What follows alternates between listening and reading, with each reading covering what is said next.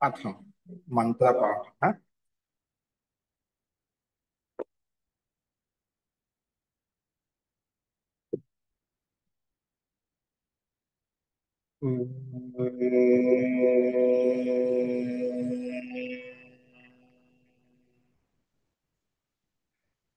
सहना भवतु सहनौ भुनक्तु सह वीर्यं करवावहै तेजस्विनावधीतमस्तु मा विद्विषावहै। ओम शांति शांति शांति।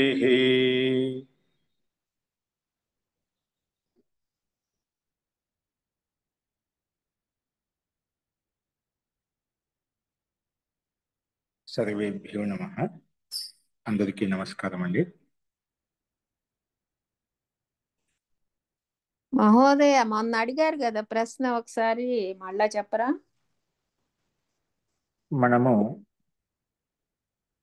మీమాంసా దర్శనంలో 1వ అధ్యాయంలో 1వ పాదం చెప్పుకుంటున్నాము. అందులో 5వ సూత్రం వరకు మనం చెప్పుకున్నాము. అందులో ఈయన చెప్పిన పాఠం నుంచి ఎవరికైనా సందేహాలు అంటే చెప్పవచ్చు. జీ రాజలక్ష్మి గారు చెప్పండి. మొన్న అడిగారు కదా ప్రశ్న ఒకటి, అది మళ్ళా ఒకసారి చెప్పరా? ఏం ప్రశ్న అడిగాను చెప్పండి ఒకసారి. ప్రశ్న గుర్తుందా?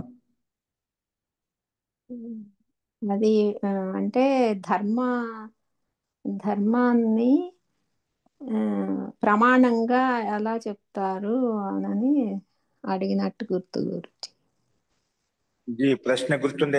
ఏం అడిగాను మీకు అందరికీ ఎవరికన్నా? అనంత్ గారు మీకు గుర్తుందా? మీరు ప్రత్యక్షం ధర్మం ప్రత్యక్షం ఎందుకు అవ్వాలి, ప్రత్యక్షం కాదు కాబట్టి ధర్మం కాదు కదా అని ఒక క్వశ్చన్ అడిగారు. అప్పుడు నేను ప్రత్యక్షం అంటే ఇప్పుడు నదీ తీరాన్ని ఫలాని సంతి అనేది అక్కడ మనకు ప్రత్యక్షంగా కనపడుతుంది. ఔపౌరుషేయ వాక్యానికి ప్రత్యక్షం అవసరం లేదు, ఎందుకంటే ఇది భగవద్వాక్యం కాబట్టి అని చెప్పినప్పుడు మీరు ఇలా చెప్పకూడదు, దానికి ఇంకో విధంగా ప్రత్యక్షానికి అన్వయం చేస్తూ వేరొక సమాధానం మీరు చెప్పారు మాది. అందులో కొంచెం క్లారిటీ వస్తుంది. ఓకే, ఇది విషయం మనకు ఇక్కడ వేద అపౌరుషేయ సందర్భంలో మీకు సందర్భాన్ని బట్టి ఇక్కడ కేవలం ఉల్లేఖించాను, కొంచెం సంకేత రూపంలో ప్రస్తావించాను. మనకు ఇప్పుడు వస్తుంది ఆ ప్రసంగంలో అక్కడ చెప్తాను. ఓకే, మేము చెప్పింది కరెక్టే. అది ముందు విషయాన్ని వారు ఎవరో తిరుమలయ్య గారు ఎవరో వారి పేరు గుర్తులేదు, వారు ప్రసంగానికి సందర్భం వచ్చింది కాబట్టి వారు ఆ విషయాన్ని తీసుకున్నారు కాబట్టి నేను సంకేత రూపంలో అక్కడ ప్రస్తావించాను. ఆ విషయం వస్తుంది చెప్తున్నాను, అక్కడ చెప్తాను. ఇక్కడ చెప్పిన విషయాలు కానీ సందేహం ఉంది ఇంకా? లేదు మహోదయ. అయితే మనము ఈ ధర్మం జిజ్ఞాస చేయాలి, ధర్మ విషయంలో విచారించాలని చెప్పుకున్నాము. ధర్మం అంటే ఏమిటి? కో ధర్మ కో లక్షణ ధర్మ అని ప్రశ్నించినప్పుడు చోదన లక్షణం అర్థో ధర్మ అని చెప్పి పరిభాష చెప్పాను. చోదన లక్షణం అర్థో ధర్మ అని చెప్పి, సో ఆ సందర్భంలో ఈ నువ్వు చెప్పిన పరిభాష చోదన లక్షణం అర్థో ధర్మ, చోదన వాక్యంలో లక్షితమైన అర్థం ఏదైతే ఉందో అది ధర్మం అని చెప్పుకున్నావు కదా. నువ్వు చెప్పిన ధర్మం అదే ఎందుకు అనుకోవాలి? వేరే ధర్మం కూడా ఉండొచ్చు, వేరే పరిభాష కూడా ఉండొచ్చు కదా, అదే ఎందుకు అనుకుంటున్నాం? కాబట్టి ఈ ధర్మ విషయంలో పరీక్షించాలి, తస్య నిమిత్తం పరీక్షించాలి అని చెప్పి ధర్మ ప్రామాణ్య పరీక్ష ప్రకారం మనం అధికం చెప్పుకున్నాం. అదేవిధంగా ఈ ధర్మంలో ప్రత్యక్ష ప్రమాణం నిమిత్తం కాదు. ప్రత్యక్ష ప్రమాణం అనేది ధర్మాన్ని చెప్పడానికి ప్రత్యక్ష ప్రమాణం నిమిత్తం కాదు, అనుమాన ప్రమాణం నిమిత్తం కాదు, శబ్ద ప్రమాణం నిమిత్తం కాదు. దీన్ని బట్టి ఉపమాన ప్రమాణం నిమిత్తం కాదు. ఈ మూడు ప్రమాణం కానప్పుడు శబ్ద ప్రమాణం కూడా అది ప్రమాణ అంతర్గత ఒక ప్రమాణం కాబట్టి అది కూడా ప్రమాణం కాదు. అంటే ధర్మాన్ని బోధించడం ప్రత్యక్షాది ప్రమాణాలు ప్రమాణం కాదు. ఆ అధికారం ప్రారంభించుకున్నాం. ఎందుకు కాదు? ఈ ప్రత్యక్ష ప్రమాణం అనేది విద్యమానంగా ఉన్నటువంటి రెండు వస్తువులను చూసినప్పుడు, కళ్ళ ద్వారా ఆ వస్తువుని చూసినప్పుడు రెండు విద్యమానంగా ఉన్నాయి. చూసే కళ్ళు ఇక్కడ మనం ఉన్నాయి, అక్కడ కనిపించే వస్తువు మన దగ్గరనే ఉంది. రెండు కళ్ళతో ప్రత్యక్షంగా చూసిన విద్యమానంగా ఉన్నాయి. విద్యమానంగా ఉన్నటువంటి వస్తువులకు మాత్రమే ప్రత్యక్షం అవుతుంది. పరోక్షంగా భవిష్యత్ కాలంలో ఉన్నటువంటి విషయాలకు అది ఇంద్రియ సన్నికర్షణ జరగదు. ఆ కళ్ళకు ఆ వస్తువుతోటి ఆ పదార్థం సంబంధం ఏర్పడదు.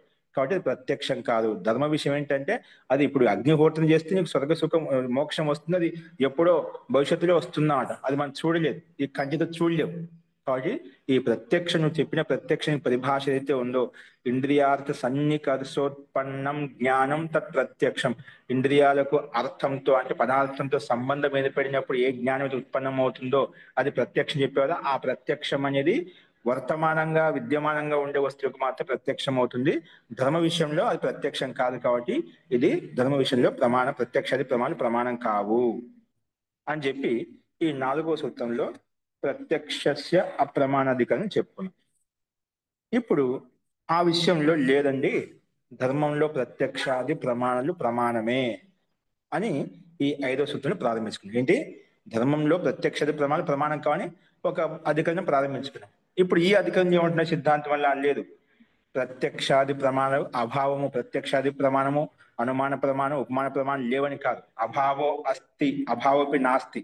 నువ్వు లేవని చెప్పి నీకు లేదు, ఖచ్చితంగా ఉన్నాయి ప్రమాణం. అవి ముఖ్యమైనవి. మనం ఏదైనా ఒక విషయాన్ని తెలుసుకోవాలన్నా, ఒక పదార్థం తెలుసుకోవాలన్నా ఈ ప్రమాణముల మాధ్యంతో తెలుసుకుంటాం. నువ్వు ఆ ప్రమాణాలు లేవంటే అలా చెప్పడం అభావపి నాస్తి.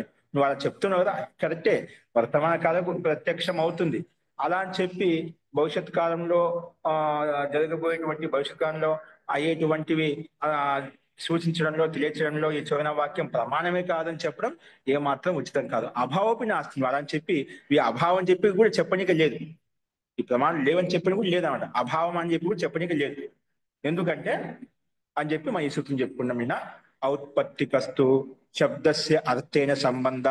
ఈ ఔత్పత్తిక నిత్య సంబంధము అంటే శబ్దానికి అర్థంతో, ఔత్పత్తిక అంటే నిత్య సంబంధము, స్వాభావిక సంబంధం.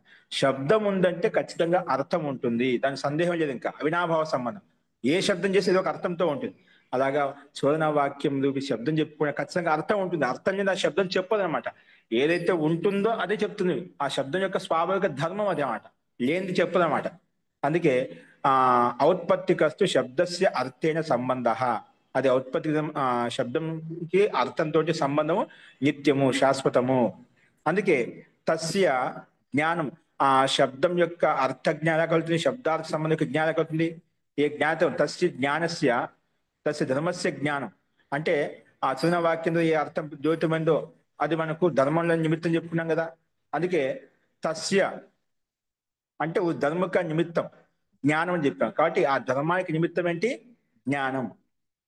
ఆ జ్ఞానం ఎక్కడి నుంచి వచ్చింది? ధర్మక జ్ఞానం నిమిత్తం అంటున్నావు, తస్య ధర్మస్య జ్ఞానం అంటే జ్ఞానం నిమిత్తం అని చెప్తున్నావు. కానీ ఆ జ్ఞానం, ఆ జ్ఞాన సాధన ఎక్కడి నుంచి ఉత్పన్నమైంది అంటే ఉపదేశ. ఉపదేశం అంటే ఏమిటి? ఉపదేశం ద్వారా తెలిసిందన్నమాట జ్ఞానం. అంటే చోదనా వాక్యరూపి, అంటే చోదనా వాక్యరూపి ఉపదేశం ద్వారా, చోదనా వాక్యం చెప్పడం ద్వారా, అది ఉపదేశించడం ద్వారా దాని యొక్క అర్థం జ్ఞాతమైంది.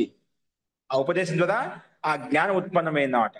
ఆ చోదనా వాక్య శబ్దం ద్వారా ఏ అర్థమైతే మనకు ప్రకాశించిందో అదేంటి? అవ్యతిరేక. అది ఎప్పుడు వ్యతిరేకించదు. శబ్దం అనేది ఎప్పుడు అర్థాన్ని ఉల్లంఘించదు. అర్థం కూడా ఎప్పుడు శబ్దం ఉల్లంఘించదు. ఏ శబ్దం లేకుండా అర్థం అలాగే వచ్చిందండి, ఏ అర్థం లేకుండా శబ్దం అలాగే ఉందండి అని చెప్పనీయలేదు. శబ్దం ఉందంటే అర్థం శబ్దం ఉండవు. వ్యతిరేకంగా ఉండవు. వ్యతిరేక రహితంగా ఉంటాయన్నమాట. అందుకే వ్యతిరేకం అంటే ఖచ్చితంగా అర్థం ఉంది. అందుకే అర్థే అనుపలబ్ధే తత్ ప్రమాణం. అందుకే అర్థం ఉపలబ్ధం లేకపోయినప్పటికీ ధర్మ విషయంలో అర్థం మన దగ్గర లేదు, భవిష్యత్ కాలంలో వస్తుంది. కానీ శబ్దం చెప్పిందంటే ఖచ్చితంగా అక్కడ ఉంటుంది. ఉన్న విషయం ప్రత్యక్షంగా ఎప్పుడు ఋషులు మహర్షులు లేదా సాక్షాత్ ఆ పరమాత్మ మనకు బోధించాడు, వేదంలో బోధించాడు. ఆ చోదన వాక్య స్వతహా ప్రమాణం. కానీ ఆ స్వతహా ప్రమాణమైనటువంటి దానికి మళ్ళా వేరే ప్రమాణంతో మనం పరీక్షించాల్సిన అవసరం లేదు, సందేహించవలసిన అవసరం లేదు. అందుకే అనుపలబ్ధే అర్థే, ఉపలబ్ధం లేకపోయినప్పటికీ అర్థం వర్తమానంగా ప్రత్యక్ష ప్రమాణ రూపంలో తత్ ప్రమాణమే. ఎందుకు? స్వతహా ప్రమాణం కాబట్టి. అందుకే బాదరాయణస్య అనపేక్షత్వ. ఇందులో బాదరాయణ మహర్షి ఏమంటున్నా అంటే వేరే అన్య ప్రమాణానికి, వేరే అన్య ప్రత్యక్ష ప్రమాణానికి లేదా వేరే పురుష ప్రమాణానికి ఆవశ్యకత అపేక్ష లేదు అని చెప్పి ఈ రకంగా సూత్రం యొక్క అర్థాన్ని చెప్పుకున్నాం. అదే విషయాన్ని భాషలో కూడా మనం స్పష్టం చేసుకున్నాం. ఏం చెప్తున్నాం అంటే ఈ నిత్య సంబంధం అని చెప్పుకుంటున్నాము. ఎందుకంటే ఉత్పత్తి శబ్దానికి అర్థం, ఉత్పత్తి అంటే భావం అని చెప్పుకున్నాం. ఎందుకంటే లక్షణ ద్వారా ఉత్పత్తి శబ్దాన్ని లక్షణీయ భావం ఉచ్యతే. ఉత్పత్తి అనేది, ఉత్పత్తి శబ్దం అనేది లక్షణ ద్వారా భావాన్ని చెప్తున్నాం. లక్షణ ద్వారా ఆ చోదన వాక్యం ద్వారా లక్షణం అయితే అర్థాన్ని బోధిస్తుందో, చోదన వాక్య రూపి లక్షణం ఏ అర్థాన్ని బోధిస్తుందో, ఏ భావాన్ని బోధిస్తుందో అది తీసుకుంటున్నామట. అందుకే అవియుక్త. అవియుక్త అంటే శబ్ద సంబంధం ఎప్పుడు కూడా వియోగంగా ఉండదు, ఎప్పుడు కలిసిమెలిసే ఉంటుంది. శబ్దం అర్థం రెండు పరస్పర సంబంధయుక్తంగా ఉంటాయి. అందుకే అవియుక్త శబ్దార్థయో భావ అంటే సంబంధ. నా ఉత్పన్నయో పశ్చాత్ సంబంధ. లేని ముందు శబ్దం ఉత్పన్నమైన తర్వాత అర్థాన్ని జోడించాము, లేదు ముందు అర్థం ఉందని తర్వాత శబ్దం తీసుకొచ్చాము, అలా కాదు. రెండు శబ్దం ఖచ్చితంగా అర్థం అది వెంటనే ఉంటుందన్నమాట. అందుకే నా ఉత్పన్నయో పశ్చాత్ సంబంధ, ఉత్పన్నమైన శబ్దాలు తర్వాత సంబంధం జోడించబడింది, అలా కాదు. శబ్ద సంబంధం నిత్యమైంది, శాశ్వతమైంది, స్వాభావికమైంది. అందుకే ఔత్పత్తిక అనేది స్వాభావికమైనది, నిత్యం అనేది. శబ్దస్య అర్థేన సంబంధ, శబ్దస్య అర్థేన సహ సంబంధ ఔత్పత్తికి నిత్యమైంది, స్వాభావికమైంది. ఎందుకంటే తస్య అగ్నిహోత్రాది లక్షణస్య ధర్మస్య నిమిత్తం. ఎందుకంటే ఈ శబ్ద సంబంధం అనేది అంటే, శబ్ద సంబంధం అంటే చోదన వాక్యం యొక్క అర్థం, చోదన వాక్యం వేదవాక్యం యొక్క అర్థం. అగ్నిహోత్రాది లక్షణస్య ధర్మస్య నిమిత్తం. అగ్నిహోత్రాది లక్షణం ఇప్పుడు స్వర్గకామ యజేత అని చెప్పుకున్నాం. అగ్నిహోత్రాది కర్మ చేసినట్లయితే స్వర్గకామన కలుగుతుంది, మోక్షం కలుగుతుంది అని చెప్పినాం. అది ధర్మస్య నిమిత్తం. ఈ చోదన వాక్యము ధర్మానికి నిమిత్తము. అందుకే అగ్నిహోత్రాది లక్షణస్య ధర్మస్య నిమిత్తం. ప్రత్యక్షాదిభి అనవగతస్య అంటే ఇక్కడ ప్రత్యక్షాది అంటే ధర్మ విషయంలో మనం ప్రత్యక్షాది లేకపోయినప్పటికీ, మనం ప్రత్యక్షం ముందు చెప్పుకున్నాం, వర్తమానంగా ఉండే వాడు ప్రత్యక్షం అవుతుంది చెప్తున్నాం. కానీ ప్రత్యక్షాది లేకపోయినప్పటికీ అంటే ఆ ధర్మ విషయంలో ప్రత్యక్షం లేదు కదా, ఎప్పుడో మోక్షం వస్తుంది మనకు, తర్వాత భవిష్యత్ కాలంలో వస్తుంది. లేకపోయినప్పటికీ ప్రత్యక్షాదిభి అనవగతస్య, ప్రత్యక్షాది ప్రమాణం లేకపోయినప్పటికీ కూడా అగ్నిహోత్రాది లక్షణ ధర్మస్య నిమిత్తం. ఈ చోదన వాక్యం ఇది నిమిత్తమే. అంటే అగ్నిహోత్రాది కర్మ చేస్తే మనకు స్వర్గ కామన కలుగుతుంది, మోక్షం కలుగుతుంది అనేది అది అది నిమిత్తమే. ఆ వాక్య ధర్మస్య నిమిత్తం. ఇది ధర్మానికి నిమిత్తము. అంటే అగ్నిహోత్రాది కర్మ నిమిత్తము. స్వర్గం కావాలంటే అగ్నిహోత్రాది కర్మ చేయాలి, అంటే నిమిత్తం అంట. ఆ హేతుగా ఉంది, కారణంగా ఉంది. ఇది చేస్తే నీకు అది కలుగుతుంది కాబట్టి ధర్మస్య నిమిత్తము అని చెప్పి చెప్పుకుంటున్నాం. నువ్వు మార్చేది కథం ఎలా చెప్పగలుగుతావు, ఎలా తెలుస్తుంది ఈ మాట? ఈ విషయం నువ్వు చెప్తున్నావు కదా, ఆ ప్రత్యక్షాది ప్రమాణిక ప్రత్యక్షంగా లేకపోయినప్పటికీ కూడా అది ధర్మానికి నిమిత్తం అంటున్నావు, అగ్నిహోత్రాది కర్మ నిమిత్తం అంటున్నావు కదా, ఎలా కథం అన్నప్పుడు ఉపదేశోహి భవతి, అది ఉపదేశంలో తెలుస్తుంది. ఉపదేశం అంటే ఏమిటి? ఉపదేశ ఇది విశిష్టస్య శబ్దస్య ఉచ్చారణం. ఉపదేశం అంటే విశేషం శబ్దం యొక్క విశేష శబ్దం ఉచ్చరించడమే ఉపదేశం. ఇప్పుడు స్వర్గకామో యజేత అని చెప్పుకున్నాం. స్వర్గం కామన ఉండే వాళ్ళు యజ్ఞహోత్రం చేయాలి, ఇది విశిష్ట వాక్యం అన్నమాట. విశిష్ట వాక్యం, ఆ విశిష్ట వాక్యాన్ని ఉచ్చరించడమే, విశిష్ట శబ్దాన్ని ఉచ్చరించడమే అది ఉపదేశం అన్నమాట. అంటే ఆ వాక్యానికి అర్థం యథార్థంగా ఉంది కాబట్టి ఆ శబ్దాన్ని విశేషంగా ఉచ్చరించుకుంటున్నాము. అందుకే ఉపదేశ ఇది. ఉపదేశం అంటే ఏమిటి? విశిష్టస్య శబ్దస్య ఉచ్చారణం, విశేష శబ్దాన్ని ఉచ్చరించడమే ఇక్కడ ఉపదేశం అని చెప్పుకున్నాం. ఎందుకంటే అవ్యతిరేకస్య అవ్యతిరేక జ్ఞానస్య, ఎందుకంటే జ్ఞానానికి వ్యతిరేకంగా ఉండదు. ఇప్పుడు ఏ శబ్దం ఉచ్చరించామంటే, ఈ చోదన వాక్యం చెప్పారు, ఖచ్చితంగా అదే జ్ఞానంతో యుక్తమై ఉంటుంది. ఆ ఎప్పుడు వ్యతిరేకంగా ఉండదు అన్నమాట. జ్ఞానానికి ఆ శబ్దం యొక్క అర్థ జ్ఞానానికి వ్యతిరేకంగా ఉండదు. అందుకే అవ్యతిరేకశ్చ జ్ఞానస్య, జ్ఞానికి వ్యతిరేకంగా ఉండదు. ఎందుకంటే నాహి తదు ఉత్పన్నం జ్ఞానం విపరీయతి, ఏ జ్ఞానం అయితే ఉత్పన్నమైందో ఆ జ్ఞానానికి ఎప్పుడు విపరీతంగా ఉండదు.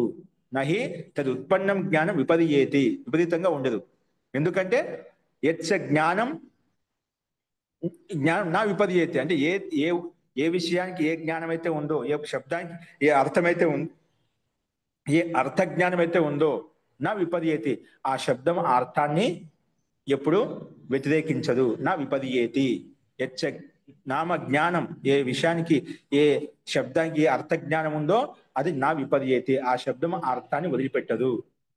అందుకే పక్కన ఏం చెప్పాడు, నా తత్ శక్యో వక్తుం నా ఏతద్ ఏవమితి. అందుకే నా ఏతద్ శక్యతే అని ఆ రకంగా చెప్పలేం. ఆ రకంగా మనం విశేషంగా వక్తుం నా తత్ శక్యతే అది చెప్పలేం. ఏమని, నా ఏతద్ ఏవమితి, ఇది దీనికి ఇది కాదు, దీనికి ఇది ఈ రకంగా ఉండదు అని చెప్పి మనం చెప్పలేదు. అంటే ఒక వాక్యం చెప్పిన తర్వాత ఈ వాక్యం ఇది కాదు అని చెప్పి చెప్పలేము. నా తత్ శక్యతే వక్తుం, అది ఆ రకంగా చెప్పలేము. ఏమని, నా ఏతద్ ఏవమితి, ఏతద్ ఏవం నా ఇతి, ఇది ఇలా కాదు అంటే ఒక వాక్యం చోదన వాక్యం చెప్పింది, చెప్తే ఇది ఇది కాదు అని చెప్పి చెప్పలేదు. చోదన వాక్యంలో మనం స్వర్గకామం యజేత ఒక వాక్యం చెప్పుకుంటున్నాం. రాజ్యకామం యజేత, రాజ్యకామం కావాలంటే యాగం చేయాలి. మోక్షకామం యజేత, మోక్షం కావాలి యాగం చేయాలి. అలా కామనా పూర్తి కొద్దికి ఏదో ఒక యాగం చేస్తామంట.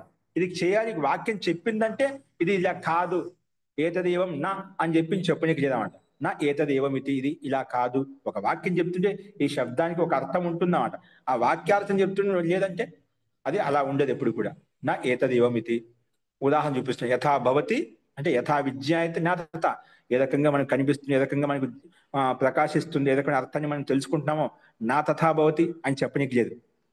నా తథా భవతి, ఇది అలా కాదు, ఇలా ఉందంటే లేదు, ఇలా లేదు అని చెప్పనీకి లేదు, వ్యతిరేకంగా మాట్లాడనీకి లేదు అనమాట. యథా విద్య అయితే నా తథా భవతి, ఏ రకంగా మనం విశేషంగా తెలుసుకుంటున్నామో అర్థం చేసుకుంటున్నామో నా తథా భవతి అని చెప్పనీకి లేదనమాట. దాన్ని ఇంకొక రకం చెప్పి యథా తత్ నా విద్య అయితే తథా ఏతదితి, అలాగే ఏది ఇలాగ మనకు అనిపించలేదో అది అలాగ ఉందని చెప్పనీకి కూడా లేదు. ఎలాగైతే మనకు వినిపిస్తుందో కనిపిస్తుందో దాన్ని అర్థం చేసుకుంటున్నామో అలాగ లేదని చెప్పనీకి లేదు, ఎలాగైతే లేదో అలాగ ఉందని చెప్పనీకి కూడా లేదనమాట. ఎలా ఉందో అలాగే చెప్తా, ఎలా లేదో లేదని చెప్తామన్నమాట. అందుకే యథా ఏతత్ నా విజ్ఞాయతే, ఎలాగైతే ఇది ఈ వాక్యంకి ఈ రకంగా లేదో తథా ఏతదితి, ఇది అలాగే ఉంది అని చెప్పి కూడా చెప్పనీకి లేదన్నమాట. ఓకేనా, అలా చెప్పనీకి లేదుగా తెలుసుకుంటా, ఉండేది ఉన్నట్టుగా తెలుసుకుంటాము. అందుకే ఒకవేళ అలా చెప్పినట్లయితే శబ్దానికి ఈ అర్థానికి ఇలా ఈ రకంగా ఉందంటే ఇది లేదని చెప్పి, లేని దానికి ఉందని చెప్పి నువ్వు అలా అర్థం చేసుకున్నట్లయితే అన్యత్ అస్య హృదయే అన్యత్ వాచి స్యాత్. ఇక్కడి నుంచి మనం చెప్పుకోవాలి. నిన్న ఉదాహరణ వరకు చెప్పుకున్నాం, అంతే కదా. యథాభవతి యథా విజ్ఞాయతి నా తథాభవతి ఇంతవరకు చెప్పుకున్నాం. ఇది నుంచి మనం ఇది చెప్పుకోవాలి. అస్తు. ఇందులో ఇప్పుడు చెప్పిన వరకు మళ్ళీ మీకు స్పష్టమైందా? అది ఒకసారి రిపీట్ చేశాను, మీకు క్లారిటీ వచ్చేసి ఉంటుంది అనుకుంటున్నాను. అస్తు మహోదయ. అస్తు మహోదయ. చూడు, ఇక్కడి నుంచి మనం అదే విషయాన్ని ఓపెన్ చేసి చెప్తున్నాడు. యథా ఏతద్ నా విజ్ఞాయతే తథా ఏతదితి. ఆ విషయంలో ఏంటి, ఎలాగైతే లేదో అలాగ ఉందని చెప్పి చెప్పండి మనం. ఒకవేళ అలా నువ్వు ఎలాగైతే లేదు అలా ఉంది, ఎలాగైతే ఉందో అలాగే లేదు నువ్వు అంటున్నావు, ఒకవేళ నువ్వు అలా అర్థం చేసుకున్నట్లయితే అప్పుడు ఏమవుతుందంటే అన్యత్ అస్య హృదయే అన్యత్ వాచి స్యాత్. నీ హృదయంలో ఒకటి ఉంటుంది, వాచి నీ వాక్కులో ఒకటి ఉంటుంది. మనసులో ఒకటి ఉంది, బయట ఒకటి మాట్లాడుతున్నావు అంటాం కదా. మనసులో ఒకటి పెట్టుకుని బయట ఒకటి మాట్లాడుతున్నావు అని చెప్తామంట. ఆ రకంగా అన్యత్ వేరే విధంగా, వేరే అర్థజ్ఞానం. అస్య హృదయే, ఇతని యొక్క హృదయంలో ఒకటి ఉంటుందా, వేరే భిన్నంగా ఉంటుంది. అన్యత్ వాచీశాత్, అన్యత్ వాక్కులో వేరే విధంగా ఉంటుంది. అప్పుడు ఏమవుతుంది, ఏవం వదతో ఈ రకంగా మాట్లాడుతూ ఈ రకంగా చెప్తూ విరుద్ధమిదం గమ్యతే, విరుద్ధార్థం వస్తున్నాడు. ఇది ఉంది ఇది లేదు ఎలా చెప్తావు? అస్తి నాస్తి వా ఇది. ఇది ఇక్కడ ఒక సమయంలో ఇది ఉంది అంటున్నావు, అదే సమయంలో ఇది లేదు అంటున్నావు. ఒకే సమయంలో ఆ వాక్యం ఇది ఉంది అని, అదే సమయంలో ఈ వాక్యం లేదని ఎలా చెప్పగలుగుతావు? చెప్పలేవు. అది విరుద్ధ కథనం, పరస్పర విరుద్ధ కథనం. అది వదత, ఈ రకంగా చెప్తూ ఏవం వదతో ఈ రకంగా మాట్లాడుతూ ఈ రకంగా చెప్తూ విరుద్ధమిదం గమ్యతే, విరుద్ధార్థాన్ని బోధిస్తున్నాను, విరుద్ధమైన అర్థం చెప్తున్నావు. లేని దాన్ని ఉందంటున్నావు, అదే సమయంలో ఉందని లేదంటున్నావు. ఇది పరస్పరం విరుద్ధ కథనం. నీ మాట నువ్వే ఖండించుకున్నావు. అదే సమయంలో ఉందని చెప్పావు, అదే సమయంలో నువ్వు లేదంటున్నావు. ఏంటి నీ మాట, ఏంటి నీ ప్రతిజ్ఞ? ఏదో చెప్పాలి కదా. అది పరస్పరం విరుద్ధ కథనం. ఏం వదతో విరుద్ధమిదం గమ్యతే అస్తి నాస్తివా ఇది. అప్పుడే అస్తి అంటున్నావు, అప్పుడే నాస్తివా అంటున్నావు, నాస్తి లేదంటున్నావు. కాబట్టి ఇది పరస్పరం విరుద్ధ కథనం. ఓకేనా. అందుకే తస్మాత్ తత్ ప్రమాణం. అందుకే ఈ ప్రత్యక్షాది విషయంలో అయితే మనం చెప్పుకున్నామో తులన వాక్యం చెప్తుందో అది ప్రమాణమే. తస్మాత్ తత్ ప్రమాణం. ఎందుకు? అనపేక్షత్వాత్, వేరే ప్రమాణానికి అవసరం లేదు. ప్రత్యక్ష ప్రమాణంలో తెలుసుకున్న తర్వాత, శబ్ద ప్రమాణంలో తెలుసుకున్న తర్వాత వేరే ప్రమాణానికి అవసరం లేదన్నమాట.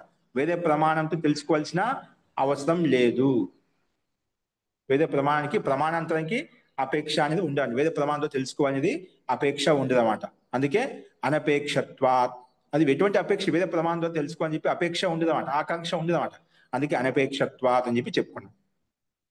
నాహి ఏవం సతి ప్రత్యయ ప్రత్యయాంతరం అపేక్షితం. నాహి ఏవం సతి, ఏవం సతి నా ప్రత్యయాంతరం అపేక్షితవ్యం. అంటే ఈ రకంగా ఉన్నప్పుడు, ఈ రకంగా అర్థం చేసుకున్నప్పుడు ఏవం సతి నా హి ప్రత్యయాంతరం అపేక్షితవ్యం, లేదా పురుషాంతరం వా అపి, పురుషాంతరం వా అపి అంటే వేరే పురుషుని యొక్క ప్రమాణం కానీ, వేరే ప్రత్యయాంతరం, వేరే ప్రత్యయం యొక్క ప్రమాణం కానీ తెలుసుకోవాల్సిన అవసరం లేదు, అటువంటి అపేక్ష కూడా ఉండదు. దాన్ని ఓపెన్ చేసే ఏవం సతి రకంగా అర్థం చేసుకున్నప్పుడు మనకు నా ప్రత్యయాంతరం, వేరే జ్ఞానానికి అవసరం ఉండదు అన్నమాట.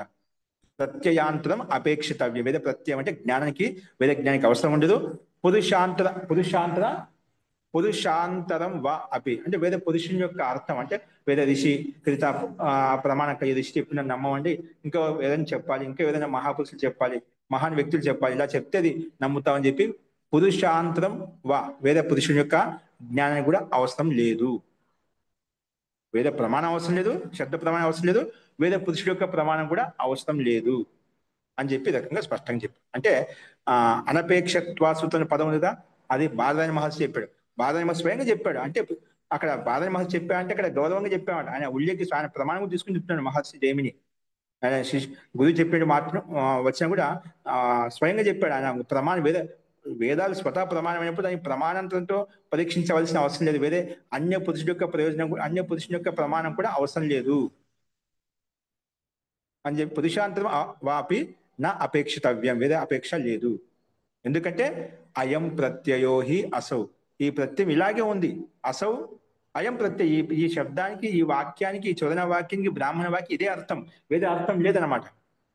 అందుకే అయం ప్రత్యయో హి అసౌ, అసౌ అయం ప్రత్యయ, ఈ శబ్దానికి, వాక్యానికి ఇదే అర్థము, వేరే అర్థం లేదనమాట అని స్పష్టంగా బల్లగుద్ది అని చెప్పాడు. ఈ శబ్దానికి ఇదే అర్థం అని చెప్పి, ఈ చోదన వాక్యానికి, బ్రాహ్మణ వాక్యానికి, ఈ వేద వాక్యానికి ఇదే అర్థం. ఈ అర్థం ఇలా ఉన్నది, భవిష్యత్ విషయమైనా వర్తమాన విషయమైనా అది ప్రత్యక్షమే, దాంట్లో వ్యతిరేకత ఉండదు అన్నమాట. ఈ శబ్దం ఉందంటే శబ్దార్థ సంబంధం నిత్యమో, అలాగే చోదన వాక్యం యొక్క అర్థము కూడా నిత్యము, దాంట్లో వ్యతిరేకత అంటే ఉండదు అన్నమాట అర్థానికి. అందుకే బాదరాయణ గ్రహణం బాదరాయణస్య ఇదం మతో కీర్త్యతే. ఇక్కడ సూత్రంలో బాదరాయణస్య అని చెప్పి మనం పదం తీసుకున్నాం కదా, బాదరాయణస్య గ్రహణం, సూత్రంలో బాదరాయణ యొక్క శబ్దాన్ని గ్రహించబడింది మహర్షి జైమిని ద్వారా.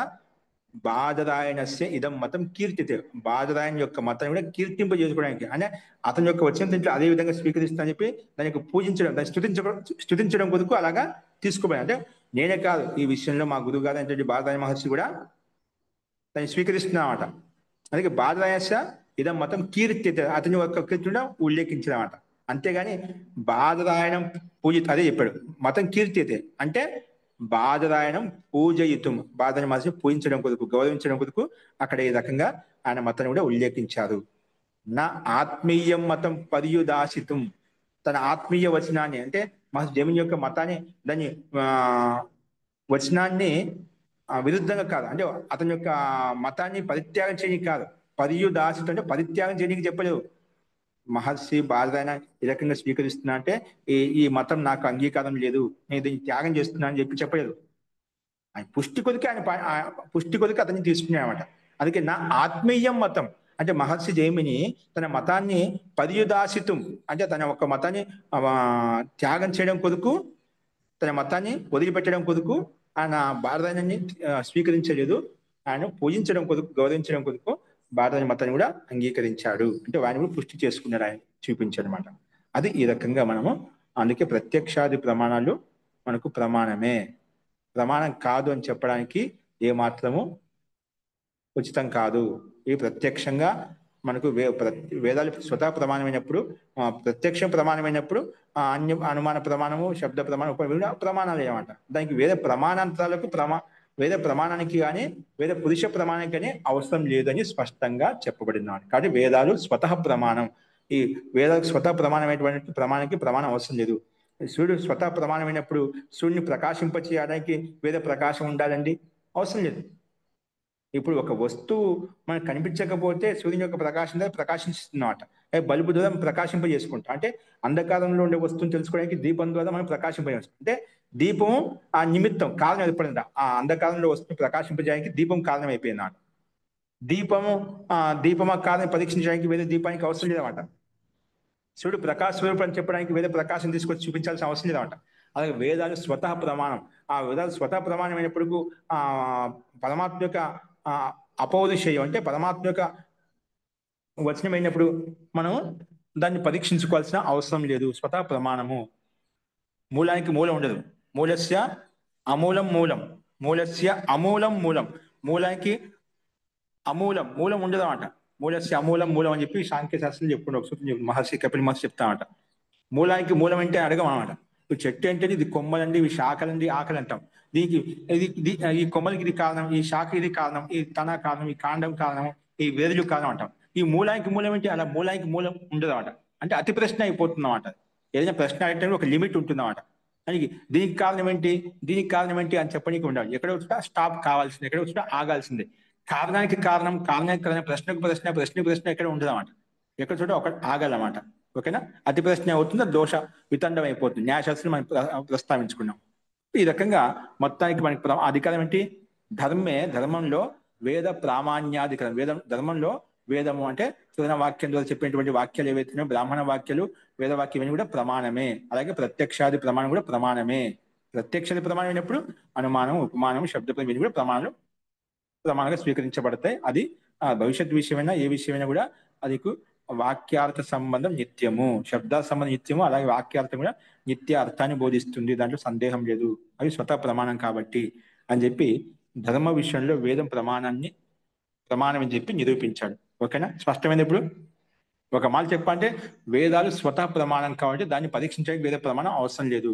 ఈ ప్రత్యక్షాలు నువ్వు చెప్పే ప్రత్యక్షంగా ఉన్నట్టు వాటికి ప్రత్యక్ష ప్రమాణం పనిచేస్తుంది. దూరంగా ఉన్నటువంటి వాటికి పరోక్షంలో భవిష్యత్తు కాలంలో ఉత్పన్నమైనటువంటి ఇది ప్రత్యక్షం కాదని చెప్పనీకి లేదు. ఎందుకంటే శబ్దం యొక్క అర్థం ఎంత నిత్యమో, ఎంత సంబంధం నిత్యమైందో అలాగే వేదవాక్యం యొక్క అర్థం అంతే నిత్యమైంది, అంతే స్వాభావికమైంది. దాంట్లో వ్యతిరేకత ఉంటూ ఉండమాట, వ్యతిరేకమైన అర్థాన్ని ఉండదన్నమాట.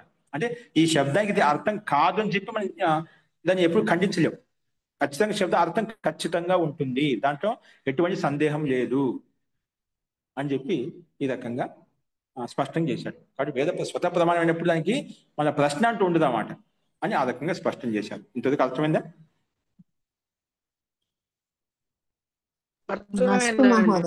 అస్తు మహోదయ. మీరు మూలస్య మూలం అనేది ఎక్కడ చెప్పారు మహోదయ? ఆ వాక్యం ఎక్కడది మహోదయ? సాంఖ్య దర్శనంలో ఉంది. అది ఒకసారి మళ్ళీ చెప్పరా మహోదయ? ఆ వాక్యం మూలస్య మూలం. నాకు శ్లోకం పూర్వపదం ఏదో ఒక పదం మిస్ అయిపోతుంది. మూలస్య మూలం నాస్తి అని చెప్పి ఏదో వచ్చింది చెప్తున్నారు. సూత్రం లేదు. మూలం అమూలం సూత్రంలో ఉన్నాను. నేను భాషను తీసుకుని చెప్పాను. మూలస్య మూలం నా భవతి అంటే మూలం అమూలం. మూలానికి మూలం ఉండదు, అమూలం అని చెప్పాం. అస్తు మహోదయ, అవగతం మహోదయ. అస్తు. సరే, ఇంతవరకు మనం 3 నుంచి 5 సూత్రాలు చెప్పుకున్నాం, పరీక్షించుకున్నాం. అది ప్రమాణం కాదని చెప్పేది ప్రమాణం చెప్పుకున్నాం. ఓకేనా? పూర్వపక్షి ధర్మ విషయం ఇది నువ్వు చెప్పిన లక్షణం అదే లక్షణం చెప్పి ఎలా తీసుకోవాలి, వేరే అన్య లక్షణం ఉండొచ్చు కదా అని ప్రశ్నించినప్పుడు లేదండి అది లక్షణమే అని తీసుకోవాలని చెప్పి చెప్పుకున్నామట. అది మనకు ధర్మ విషయంలో ప్రత్యక్ష అప్రమాణం అని చెప్పినప్పుడు పరీక్షించుకోవాలని చెప్పాం. ఎందుకంటే ధర్మ విషయంలో ప్రత్యక్షం ప్రమాణం కాదన్నప్పుడు ఏదో ధర్మ విషయంలో ప్రత్యక్షం ప్రమాణమే అని చెప్పి ఆధికరణని ఈ రకంగా పూర్వపక్షి ధర్మ విషయంలో ప్రత్యక్షం ప్రమాణం కాదు, లేదు ధర్మ విషయంలో ప్రత్యక్షము ధర్మ విషయంలో ప్రత్యక్షాది ప్రమాణాలు ప్రమాణమే, నిమిత్తమే అని చెప్పి ఈ వేద అప్రమాణ్యాధికరణని ఇది వేద ప్రమాణమే అని చెప్పి నిరూపించాడు ఈ అధికారం. అంటే మొత్తానికి 3 నుంచి 5 సూత్రాల వరకు ఒక రకమైన అర్థం మనం చెప్పుకున్నాం శబరస్వామి చెప్పిన ప్రకారంగా. ఓకేనా? ఇప్పుడు ఇదే 3 నుంచి 5 సూత్రాలు ఏవైతే ఉన్నాయో తస్య నిమిత్తం పరిష్టి, తర్వాత సత్ సంప్రయోగే పురుషస్య ఇంద్రియాణం బుద్ధి జన్మ తత్ప్రత్యక్షం విద్యమానోపలంబనత్వాత్ అని చెప్పుకున్నదా. ఈ 3వ సూత్రము 4వ సూత్రము అలాగే ఐదవ సూత్రం ఔత్పత్తికస్తు శబ్దస్య అర్థేన సంబంధః తస్య జ్ఞానం. ఓ ధర్మదానికి జ్ఞానం ఉపదేశ. ఆ ఉపదేశం అనేది అవ్యతిరేక, ఇప్పుడు వ్యతిరేక అర్థాన్ని ఇవ్వదు. అనుపలబ్ధే అర్థే తత్ ప్రమాణం. ఉపలబ్ధమైన అర్థం లేకపోయినా కూడా అది ప్రమాణమే. ఎందుకంటే బాధనయస్య అనపేక్షత్వాత్. బాధన మహర్షి దీనికి ప్రమాణానికి అన్య అపేక్షత్వాత్ అనపేక్షత్వాత్ వేరే ప్రమాణ. మహోదయ 5 సూత్రాలు ఒకసారి చెప్పరా? అదే చెప్పాం కదండి. తస్య నిమిత్త పరిష్టి మూడు సూత్రం. సత్ సంప్రయోగే పురుషస్య ఇంద్రియాణం బుద్ధి జన్మ తత్ ప్రత్యక్షం అనిమిత్తం విద్యమానోపలంబనాత్. తస్య నిమిత్తం అంటే ధర్మస్య నిమిత్తము, ధర్మజ్ఞానానికి నిమిత్తం అంటే చోదన వాక్యం చెప్పాం. అది పరీక్షించుకోవాలి అని మూడో సూత్రం చెప్పింది. అది చెప్పిన తర్వాత నాలుగో వాక్యంలో ధర్మంలో ప్రత్యక్షాది ప్రమాణం కాదు, ప్రత్యక్షం ఇలా ఉంటుంది, వర్తమానంగా ఉన్న వాటికే నిమిత్తంగా ఉంటుంది. అందుకే ధర్మ విషయంలో ప్రత్యక్షాది ప్రమాణం నిమిత్తం కాదు, అనిమిత్తం అని చెప్పుకున్నాం. ఇది నాలుగో సూత్రం. ఎందుకు విద్యమానంగా ఉండే వాటికే అది ప్రత్యక్షం చేస్తుందని చెప్పి ఈ రకంగా నాలుగో సూత్రం చెప్పుకున్నాం. ఇప్పుడు ఐదో సూత్రంలో వేద ప్రమాణ్యాధికరణంలో ప్రమాణాలు కావని చెప్పనీకి లేదు. ప్రమాణం ఉంటే ప్రమాణం చెప్పుకున్నామంటే అది ఖచ్చితంగా ప్రమాణమే. నువ్వు లేవని చెప్పనీకి లేదు, ప్రమాణం కాదని చెప్పనీకి లేదు అని చెప్పి. ఎందుకంటే శబ్దార్థ సంబంధం ఎంత నిత్యమో అందుకే వాటి యొక్క జ్ఞానం కూడా అంతే నిత్యము. ఎలా తెలుస్తుంది? ఉపదేశం ద్వారా తెలుస్తుంది. ఏ ఉపదేశం? చోదనా వాక్య ఉపదేశం ద్వారా తెలుస్తుంది. ఎందుకంటే చోదనా వాక్యం అర్థాన్ని ఎప్పుడు ఉల్లంఘించదు, అర్థం భిన్నంగా ఉండదు. అందుకే అనుపలబ్ధే అర్థే తద్ ప్రమాణం. ఉపలబ్ధమైన అర్థం లేకపోయినప్పుడు కూడా, భవిష్యత్తులో ఉన్నప్పుడు కూడా అది యథార్థమైన అర్థాన్ని బోధిస్తుంది అని బారదైన మహర్షి కూడా దీనికి వేద ప్రమాణం అవసరం లేదని చెప్పి చెప్పాడు. ఈ మూడు సూత్రాలు స్పష్టమే. అస్తు మహోదయ. జీ.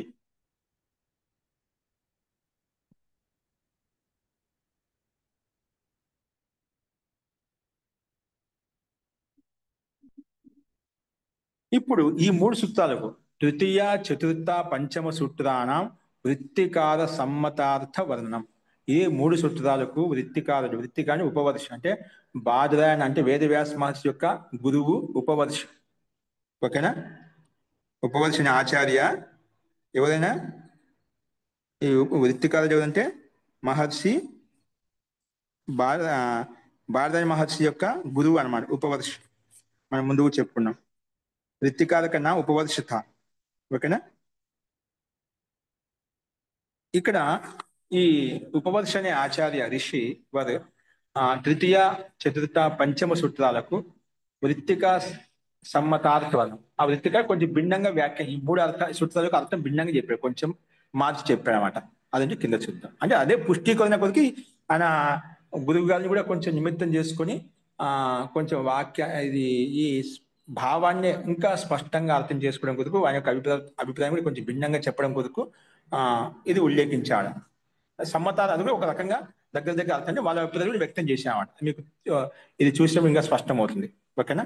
చూడండి ఏంటి నేను చెప్పాను.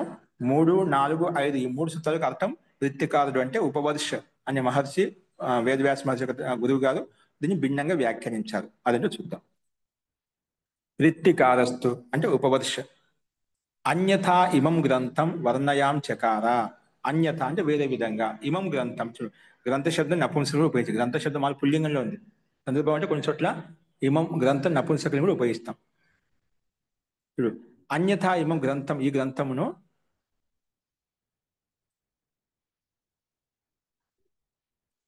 ఇది పుల్లింగం కాదు, ద్వితీయ భక్తి ఏకవచనం. అన్యథ ఈ గ్రంథమును, ద్వితీయ భక్తి ఏకవచనం సారీ.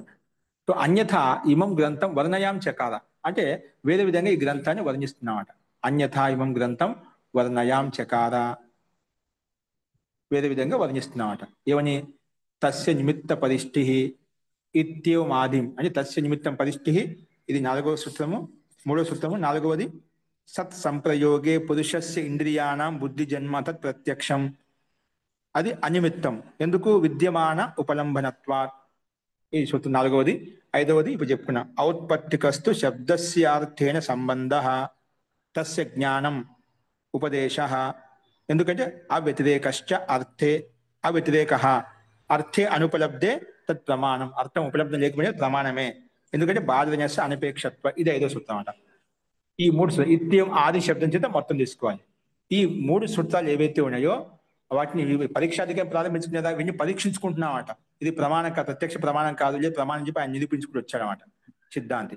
ఇక్కడ ఏమంటే అసలు ఈ విషయంలో పరీక్షణ చేయాల్సిన అవసరమే లేదు అని ఉపవర్సి మహర్షి అంటున్నాడు. ఏమంటున్నా అండి, నా పరీక్షితవ్యం నిమిత్తం అంటే ధర్మానికి నిమిత్తమైనటువంటి ప్రమాణాలను మనం చోదన వాక్యాన్ని అసలు పరీక్షించుకోవాల్సిన అవసరమే లేదు. నువ్వు పరీక్ష అనే మాటే తీసుకురాకూడదు. నా పరీక్షితవ్యం నిమిత్తం అని స్పష్టంగా చెప్పాడు. ఏం చెప్పాడైనా అసలు పరీక్షించవలసిన ధర్మానికి నిమిత్తం పరీక్షించవలసిన అవసరం లేదు అని చెప్పి వృత్తికారుడు ఉపవర్సి మహర్షి చెప్పాడు. అన్యత నా పరీక్షితవ్యం నిమిత్తం అంటే ధర్మస్ నిమిత్తం ఏం చెప్పుకున్నావు, అది నా పరీక్షితవ్యం, నా పరీక్షితవ్యం నిమిత్తం. ఎందుకంటే ప్రత్యక్షాదీని హి ప్రసిద్ధాని ప్రమాణి. ప్రత్యక్షాదీని ఆది శబ్దం చేత తీసుకుంటాం. ప్రత్యక్ష ప్రమాణము, అనుమాన ప్రమాణము, ఉపమాన ప్రమాణం, శబ్ద ప్రమాణం. ఈ 3 ముఖ్యమైనవి. వీటి అంతర్గత లఘు ప్రమాణాలు ఉన్నాయి, వేరే విషయం. ముఖ్య ప్రమాణం 4 అనమాట. ప్రత్యక్షము, అనుమానము, ఉపమానం, శబ్ద ప్రమాణం. ఈ ప్రత్యక్షాదీని ప్రసిద్ధాని ప్రమాణం. ఇవి ప్రసిద్ధమైన ప్రమాణాలు. ప్రమాణం కావాలని చెప్పడం ఏమాత్రం ఉచితం కాదు. ఇవి ప్రసిద్ధమైన ప్రమాణం, స్వతః ప్రమాణాలు. ఈ ప్రమాణం కాని చెప్పడానికి ఎవరు కూడా అంగీకరించదు అనమాట. ఇక ప్రత్యక్షాదీని ప్రసిద్ధాని ప్రమాణి. 4 ప్రమాణాలు అత్యంత ప్రసిద్ధమైనటువంటివి. తద్ అంతర్గతం చ శాస్త్రం. ఈ ప్రత్యక్షము, అనుమానం, శబ్ద ప్రత్యక్ష ప్రమాణము, అనుమాన ప్రమాణము, ఉపమాన ప్రమాణం ముందు అవి చెప్పుకునేదా. ఈ ప్రమాణాలు 3 ప్రమాణాలు అంతర్గతంలోనే తద్ అంతర్గతం చ శాస్త్రం అంటే శబ్ద ప్రమాణం. శాస్త్రం అంటే ఏమిటి? శబ్ద ప్రమాణం. అత తదపి ఆ శబ్ద ప్రమాణం కూడా అంటే చోదన వాక్య వాక్యం ఏదైతే ఉందో, చోదన వాక్యం ఋషివాక్యం, ఋషివాక్యం అంటే వేదవాక్యం, వేదవాక్యం స్వతః ప్రమాణం అన్నమాట. అందుకే అత తదపి నా పరీక్షితవ్యం. అందుకే ఆ ప్రత్యక్షము, అనుమానం, ఉపమాన ప్రమాణాలు ప్రసిద్ధమైన ప్రమాణాలు. వాటి అంతర్గతంలోనే ఈ శబ్ద ప్రమాణం కూడా వస్తుంది. అత దీన్ని తదపి నా పరీక్షితవ్యం. అందుకే ఏ రకం పరీక్షించవలసిన అవసరం లేదు. అక్కడ పరీక్ష ప్రమాణ్యాధికారం చెప్పారా, ఇది ముందు ధర్మానికి పరిభాష చెప్పాలి, ముందు పరీక్షించుకోవాలి. ఇదే ధర్మం ఎందుకు వేరే విధంగా కూడా ఉండొచ్చు అడిగారు కదా. అది ఆ మాటలు ప్రశ్న వేయాల్సిన అవసరం లేదు ఆ విషయంలో అని ఉపవర్సి మహర్షి స్పష్టంగా చెప్పాడు. ఇక్కడ ఈ రకంగా ప్రస్తావించారు. అత తదపి నా పరీక్షితవ్యం. ప్రత్యక్ష ప్రమాణం కాని చెప్పి ఏ మాత్రం పరీక్షించవలసిన అవసరం స్వతః ప్రమాణాలు అని చెప్పి చెప్పుకున్నాం. ఇలా చెప్పిన తర్వాత పూర్వపక్షి ఆక్షేపిస్తున్నాడు. ఏమంటే అత్ర ఉచ్యతే, ఆక్షేపిస్తున్నాడు. లేదండి, వ్యభిచారాత్ పరీక్షితవ్యం. పూర్వపక్షి మనకు లోకంలో వ్యభిచారం అంటే వ్యతిరేకత కూడా కనిపిస్తుంది, పరీక్షించుకోవాలి. నువ్వు అలా ఎందుకంటావు? లోకంలో ప్రత్యక్షం చూసినప్పుడు మనకు ఒకసారి ప్రత్యక్షం కాదు, ప్రత్యక్షంలాగా ఉంటుందనే ప్రత్యక్షం కాదు. అందుకే పరీక్షించుకోవాలి. నేను చూశాను, నా కళ్ళు ఆ తాడుని చూస్తుంటే పాములాగా అనిపించింది. నా కళ్ళు పాముని చూస్తున్నామంట. పాము అని చెప్పి వెళ్ళి భయపడిపోయాను. కానీ దగ్గర చూస్తే, లైట్ వేసి చూస్తే అది పాము కాదు. అది లైట్ చూస్తే అది పాము కాదు. నేను నా కళ్ళని పాముని చూస్తున్నాను, ప్రత్యక్ష ఇంద్రియాలు ఆ పాముతోటి సన్నికర్షణ ఏర్పడింది. అక్కడ నాకు కళ్ళకి ప్రత్యక్షమే అది పామే అని చెప్పి ప్రత్యక్షం తీసుకున్నాం. కానీ దగ్గరకు చూసినప్పుడు లేదనమాట. కానీ దగ్గరకు చూసినప్పుడు ఎక్కడుంది? అది వ్యతిరేకత కలిగింది, మిథ్యాజ్ఞానం కలిగింది కదా. అందుకే అలాగా వ్యభిచారం కలిగిందన్నమాట. ఇంద్రియాలకు అర్థం అంటే ఆ పాముతో సంబంధం ఏర్పడినప్పుడు ఏ జ్ఞానం అయితే పాముని బుద్ధి ఏర్పడిందో అది వాస్తవంగా లైట్ వేసి చూస్తే అది పాము కాదు, తాడు అని చెప్పి మనకి ప్రత్యక్ష జ్ఞానం కలిగిందన్నమాట. అంటే అక్కడ మిథ్యాజ్ఞానం, కళ్ళ ద్వారా ఆ పామును చూసిన ఏ సంబంధం ఏ జ్ఞానం ఉత్పన్నమైతే మిథ్యాజ్ఞానం ఏర్పడింది, యథార్థ జ్ఞానం ఏర్పడింది అన్నమాట. మిథ్యాజ్ఞానం ఏర్పడింది అన్నమాట. అందుకే వ్యభిచారం అంటే మిథ్యాజ్ఞానం ఏర్పడింది, విపరీతమైన జ్ఞానం ఏర్పడింది. కాబట్టి పరీక్షితవ్యం, పరీక్షించుకోవాలి అని పూర్వపక్షి ఆక్షేపించాడు. కరెక్టే కదా. ప్రత్యక్ష ఇంద్రియార్థ సన్నికర్షోత్పన్న జ్ఞాన ప్రత్యక్షను పరిభాష చెప్పావు. ఆ పరిభాష ప్రకారం వెళ్ళినప్పుడు అక్కడ నా ఇంద్రియ అర్థాన్ని చూసాయి, అంటే పాము చూసాయి. చూస్తే లైట్ చూస్తే వ్యతిరేకత ఉంది, పాము కాదు తాడైంది తెలిసిపోయింది. అలాంటి వ్యభిచారం కలుగుతుంది, అలాంటి వికల్పం కలుగుతుంది. అందుకే పరీక్షించుకోవాలి. పరీక్షించు, ప్రమాణాన్ని గుడ్డిగా నమ్మొద్దు. చూడు, ఉదాహరణ చూపిస్తాను. శుక్తిక హి రజతవత్ ప్రకాశతే యతః తేన ప్రత్యక్షం విభిచరతి. రజతవత్ ప్రకాశతే. శుక్తిక షీప్ సముద్రంలో ఉంటుంది. షీప్ అంటే దాని షీపులో ముత్యం ఉంటుంది అంటారు కదా. అది ఎలా ఉంటుంది? చూద్దాం, చూస్తే నిజంగా రజతం లాగా ఉంటుందండి. ఏంటి ఎలా ఉంటుంది? రజతం అంటే ఏమిటి? ఏమంటామని? వెండి అంటామా? వెండిలాగా ఉంటుందా? సూర్య అంటే ఆకారంలో ఉంటుందా? రజతవత్ ప్రకాశతే. ఆ శుక్తి షీప్ అనేది మనకి సముద్రంలో ఉంటుంది, దాంట్లో ముత్యం ఉందంటది, అది మీకు తెలిసే ఉంటుంది. అది చూడటానికి ఎలా ఉంటుందంటే నిజంగా రజతం లాగా కనిపిస్తున్నామట. శివం అలా కనిపిస్తుంది, కంటికి చూసినప్పుడు అలా కనిపిస్తున్నామట, ఎండమావులాగా. దూరం చూసి నిజంగా నీళ్ళు ఉన్నాయేమో అని చెప్తే బాగా ఎండ పెడుతుందని రోడ్డు మీద వెళ్తున్నాం, మనం చూసినప్పుడు అక్కడ నీళ్ళ యొక్క అలలు ప్రవహిస్తున్నట్టుగా అనిపిస్తుంది, ప్రత్యక్షంగా అలాగే ఉంటుంది. మనం అలల్ని ఎలా ప్రత్యక్షంగా సముద్రం చూసామో, లేక భిన్నంగా ఎక్కడ నీళ్లు ఉన్నప్పుడు చూసామో, జలాశయాల్లో చూసామో, అలలు ఏ రకంగా మనకు కదులుతుంటాయో ఎండమావుల్లో మనకు నిజంగా అలా కలుగుతున్నాడు. అలాగా షీపును చాందిలాగా అనిపిస్తున్నాం అంట. దానికి ఏమిస్తుంది? చాందిలాగా. అందుకే సూక్తిక రజతవత్ ప్రకాశతే. ఆ సూక్తిక అనేది షీప్ అనేది రజతలా కనిపిస్తుంది. దాంతో ఏమవుతుంది? తేన ప్రత్యక్ష వ్యభిచరతి. అది ఆ రకం ప్రకాశిస్తుందని చెప్పి దగ్గరికి చూసి తీసుకుందానికి వెళ్ళేసరికి అక్కడ తేన ప్రత్యక్షం వ్యభిచరతి. అక్కడ అది చాంది కాదండి, రజతం కాదు, ఇది షీప్, ఒకటి కవచం అంతే. ఒక పురుగు ఉంటున్నాం దాంట్లో, మన శంకుల పురుగు ఉంటుంది కదా, అలాగా షీప్ అంటే గవ్వ అనమాట, ఒక రకంగా గవ్వలాగా ఉంటుందన్నమాట. మన సంవత్సరం తెచ్చుకుంటుంటాం కదా, దాంట్లో ఒక కీడ ఉంటుందన్నమాట. ఓకేనా? అది వదిలేసినప్పుడు అది కవచం గట్టిగా, దృఢంగా, గట్టిగా, బలంగా ఉంటుంది. అది ఒక రక్షణ కవచం అనమాట. అది షీప్ అని తెలిసిపోయింది అనమాట, రజతంగా షీప్ అని తెలుసుకున్నాడు అనమాట. దగ్గరికి వచ్చి తెలిసి వ్యభిచారం కలిగిందాడు, మిథ్యాజ్ఞానం ఏర్పడింది అనమాట. అందుకే అలా మిథ్యాజ్ఞానం ఏర్పడితేనా ప్రత్యక్షం వ్యభిచరితే. ఇక్కడ ప్రత్యక్షంగా చూసావు, రజతం అంటున్నావు, అలా రజతంగా ప్రకాశించింది, కానీ అక్కడ పోయి చూస్తే ప్రత్యక్షం వ్యభిచరితి, అది భిన్నంగా ఉంది, చాందిగా, రజతంగా అది అని ఈ రకంగా పూర్వపక్షి ఆక్షేపించాడు. అందుకే ప్రత్యక్షం ప్రమాణం కానప్పుడు అది పరీక్షించుకోవాలి. పరీక్షించుకోవాల్సినప్పుడు పరీక్షించుకోవాలని మనం చూపించినప్పుడు తన్మూలత్వాచ అనుమానాదీన్యపి. అన్ని కూడా అనుమాన ప్రమాణమైన, ఉపమాన ప్రమాణమైన, శబ్ద ప్రమాణం ఇన్ని ప్రత్యక్ష ఆధారం చేసుకుని ఉన్నాయి. అంతేనా? అనుమాన ప్రమాణం ఎప్పుడు చేస్తాము? ఎప్పుడో మనము ప్రత్యక్షంగా చూసిందా అని ప్రత్యక్షం చూసామట. ఇప్పుడు అనుమానం ద్వారా ఆ కాశీలో చూసిన వ్యక్తి, ఆ వ్యక్తి ఇక్కడ కూడా ఉన్నాడు. ఎప్పుడు ప్రత్యక్ష చూసావు, అదే వ్యక్తి ఇక్కడ ఉన్నాడు. అనుమానం ద్వారా చెప్తా, ఆ వ్యక్తి ఈ వ్యక్తే, ఆ వస్తువు ఈ వస్తువే, ఆ పదార్థం ఈ పదార్థమే. అంటే ప్రత్యక్ష మూలకమే అనుమానం కూడా. అంటే అనుమాన పడుతున్నావు అంటే ఎప్పుడు ప్రత్యక్షం చూసావు అని. ఇది అనుమాన ప్రమాణం కూడా ప్రత్యక్ష మూలకే, ప్రత్యక్ష ఆధారం చేసుకుని అనుమాన ప్రమాణం ఏర్పడింది. అలాగే ఉపమాన ప్రమాణం ప్రత్యక్ష మూలకమే. ప్రత్యక్ష మూలకం అంటే ఉపమాన ప్రమాణం అంటే ఒకరిని ఉపమాతో పోలుస్తున్నామంటే ఆ ఉపమాన్ని ముందు ఎక్కడ చూసావు, ఉపమాన్ని ఎక్కడ చూసావు అనమాట. చూసావు కాబట్టి ప్రత్యక్షం చూసావు అంటే అదే ఆ వ్యక్తితో పోల్చి చెప్తున్నావు, ఆ వస్తువు పోల్చి చేస్తున్నావు అంట. కమలాకృతి ముఖం అంటే కమల పుష్పంలాగా ఇతని యొక్క ముఖం ఉంది అంటే, కమల ముఖం అంటే కొంచెం చూసినప్పుడు కమల విధంగా కోమలంగా ఉంటుందో, నిర్మలంగా ఉంటుందో, స్వచ్ఛంగా ఉంటుందో, అలాగని ముఖం కూడా కమలాకరంలో ఉందండి, అలాగే గుండుగా ఉందండి, ఆ రకంగా శోభిస్తుందని ఉపమాతో పోల్చి చెప్పామంట. అంటే అదొక అందంగా ఉందని చెప్పడం ముఖ్య ఉద్దేశం. అది పోల్చి చెప్పాం అంటే, పోలికి ఎందుకు చెప్పాము? అది ఎప్పుడో ప్రత్యక్షంగా చూసాము కాబట్టి అలాగే వ్యక్తిని పోల్స్తున్నాం. వ్యాఘ్రో సింహ, వ్యాఘ్రం సింహంలాగా ఉందని, పులి దీని సింహం పులిలాగా ఉంది చెప్పి ఒకసారి పోల్చి చెప్తుంటే దాని యొక్క పరాక్రమ గుణాలు అట్లా పోల్చి చెప్తుంటాం అంట. అంటే ప్రత్యక్ష పూర్వకమే ఉపమాన ప్రమాణమైన కూడా. శబ్ద ప్రమాణ విషయాలు చెప్పాల్సి. శబ్ద ప్రమాణం అంటే ఏ చెప్పిందో ప్రత్యక్షంగా చూసిందని శబ్ద ప్రమాణం చెప్తాం. అంటే వాక్యం చెప్పబడిందంటే అది ఖచ్చితంగా ప్రత్యక్షంగా జరిగింది కాబట్టి ఆ శబ్ద వాక్యం వచ్చింది, ఆ ఉపదేశం వచ్చిందన్నమాట. కానీ శబ్దం కూడా ప్రత్యక్ష పూర్వకమే. మహర్షి సాక్షి పరమాత్మ ఉపదేశించడం ఏదంటే ఆ యథార్థం కాబట్టి ఉపదేశించాడు, ఆ యథార్థం ఉపదేశించడం అన్నమాట, ఆ శక్యమని ఉపదేశించడం అన్నమాట. ఇవన్నీ ప్రత్యక్ష మూలకం కాబట్టి తన్మూలత్వాచ అనుమానాదిన్యపి వ్యభిచరితి. మిగతా ప్రాణులు వ్యభిచరిస్తాయి. ప్రత్యక్ష మూలకమే ఇవన్నీ అయినప్పుడు ప్రత్యక్షం వ్యభిచరించినప్పుడు అవి వ్యభిచరించవా అని. వ్యభిచరం అంటే అవి దోషయుక్తం కావా, అవి కూడా వ్యభిచరిస్తాయి అంటే అవి దోషయుక్తం అవుతాయి. అందుకే పరీక్షించుకోవాలి అని చెప్పి పూర్వపక్షి ఈ రకంగా ప్రస్తావించాడు అనమాట. ఓకేనా? అందుకే గుడ్డిగా నమ్మకూడదు. ఏదైనా ప్రత్యక్ష ప్రమాణమైన, అనుమాన ప్రమాణమైన, శబ్ద ప్రమాణమైన, ఉపమాన ప్రమాణం పరీక్షించుకోవాలి, ఎందుకు విభజిస్తాయి కాబట్టి. అందుకే తత్ర అపరీక్ష ప్రవర్తమానో అర్థాత్ విహన్యత. ఒకరిని నువ్వు పరీక్షించకుండా, లేదండి ఎవరు చెప్పారని గుడ్డిగా వెళ్ళి నమ్మిపోయావు అనుకో, తత్ర అపరీక్ష ప్రవర్తమాన, పరీక్షించకుండా అక్కడ ప్రవృత్తి కలిగింది, అందులో ప్రవృత్తం అయిపోయావు, అప్పుడు అర్థాత్ విహన్యతే అను ఆ అర్థం నుంచి మార్గభ్రష్టుడు అయిపోతావు. అంటే ఆ శబ్దానికి ఏదైతే అర్థం ఉందో ఆ అర్థాన్ని తెలుసుకొని భిన్న మార్గంలో వెళ్ళిపోతావు, అంటే పదభ్రష్టుడు అయిపోతావు. అర్థాత్ విహన్య, దేనికైతే ఏ అర్థం ఉందో అర్థం తెలుసుకోకుండా వేరే అర్థం తీసుకుని విహన్యతను దూషితమైపోతావు, పథభ్రష్టుడైపోతావు.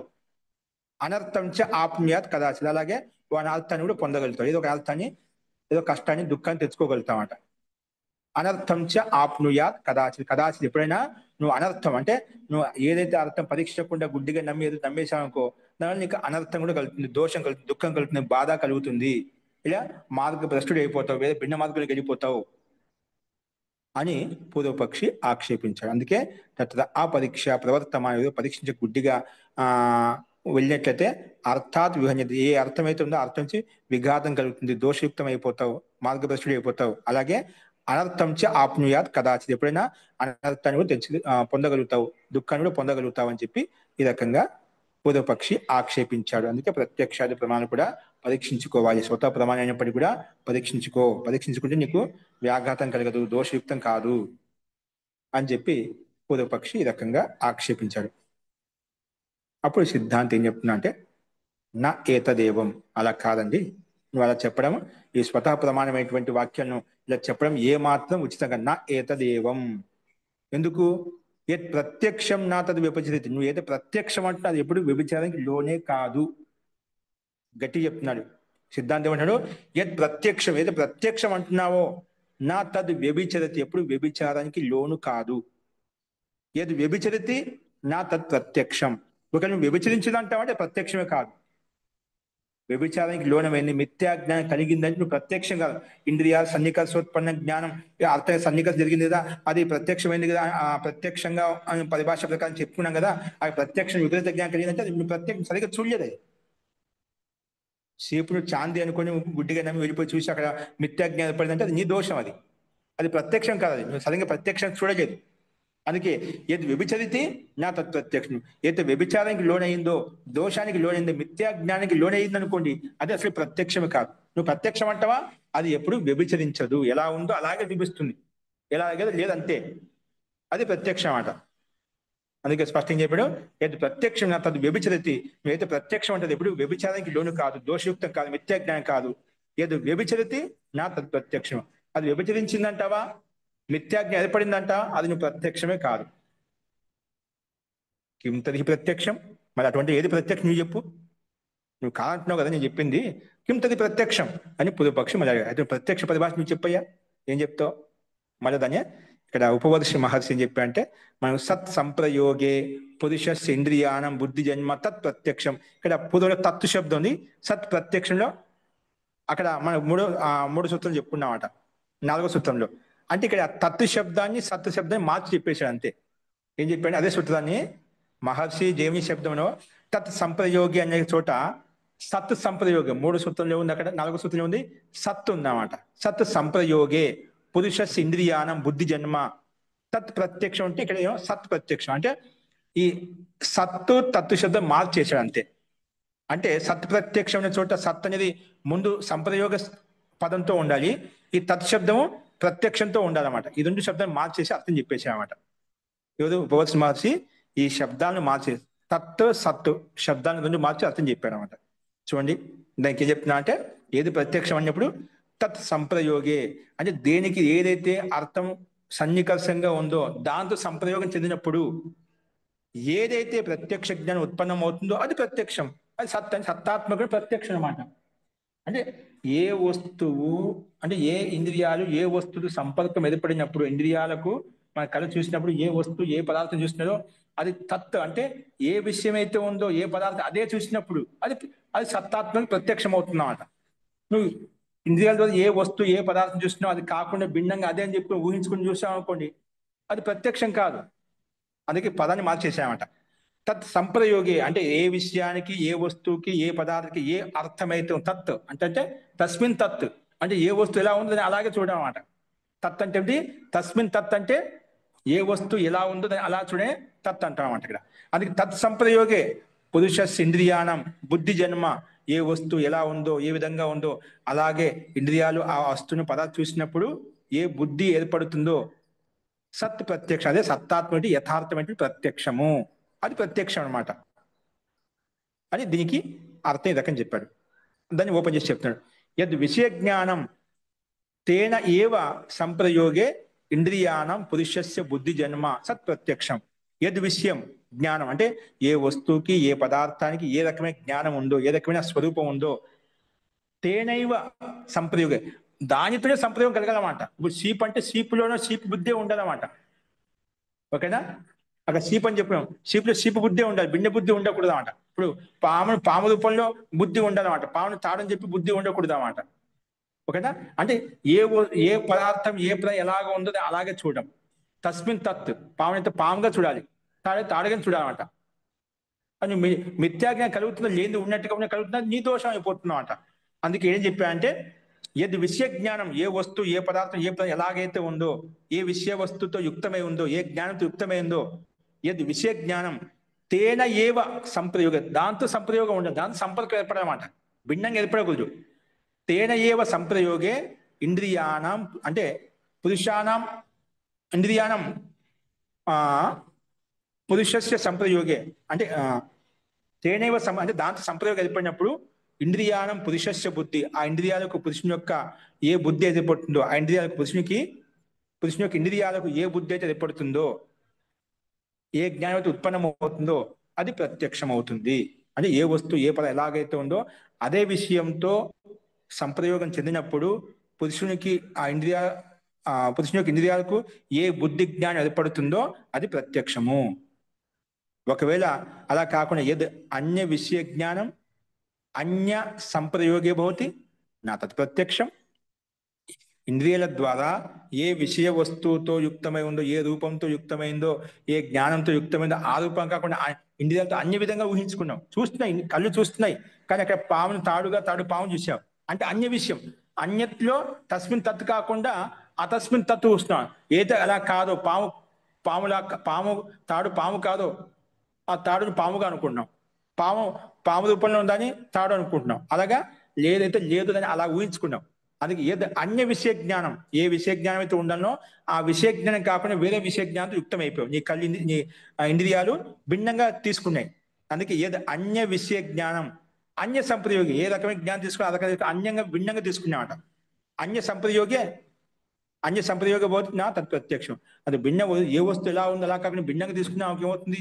నా తత్ ప్రత్యక్షం, అది ప్రత్యక్షం కాదు, నా తత్ ప్రత్యక్షం అని చెప్పి సిద్ధాంతి రకం చెప్పాను. ఓకేనా? స్పష్టమైనది ఎందుకు ప్రత్యక్షం కాదు.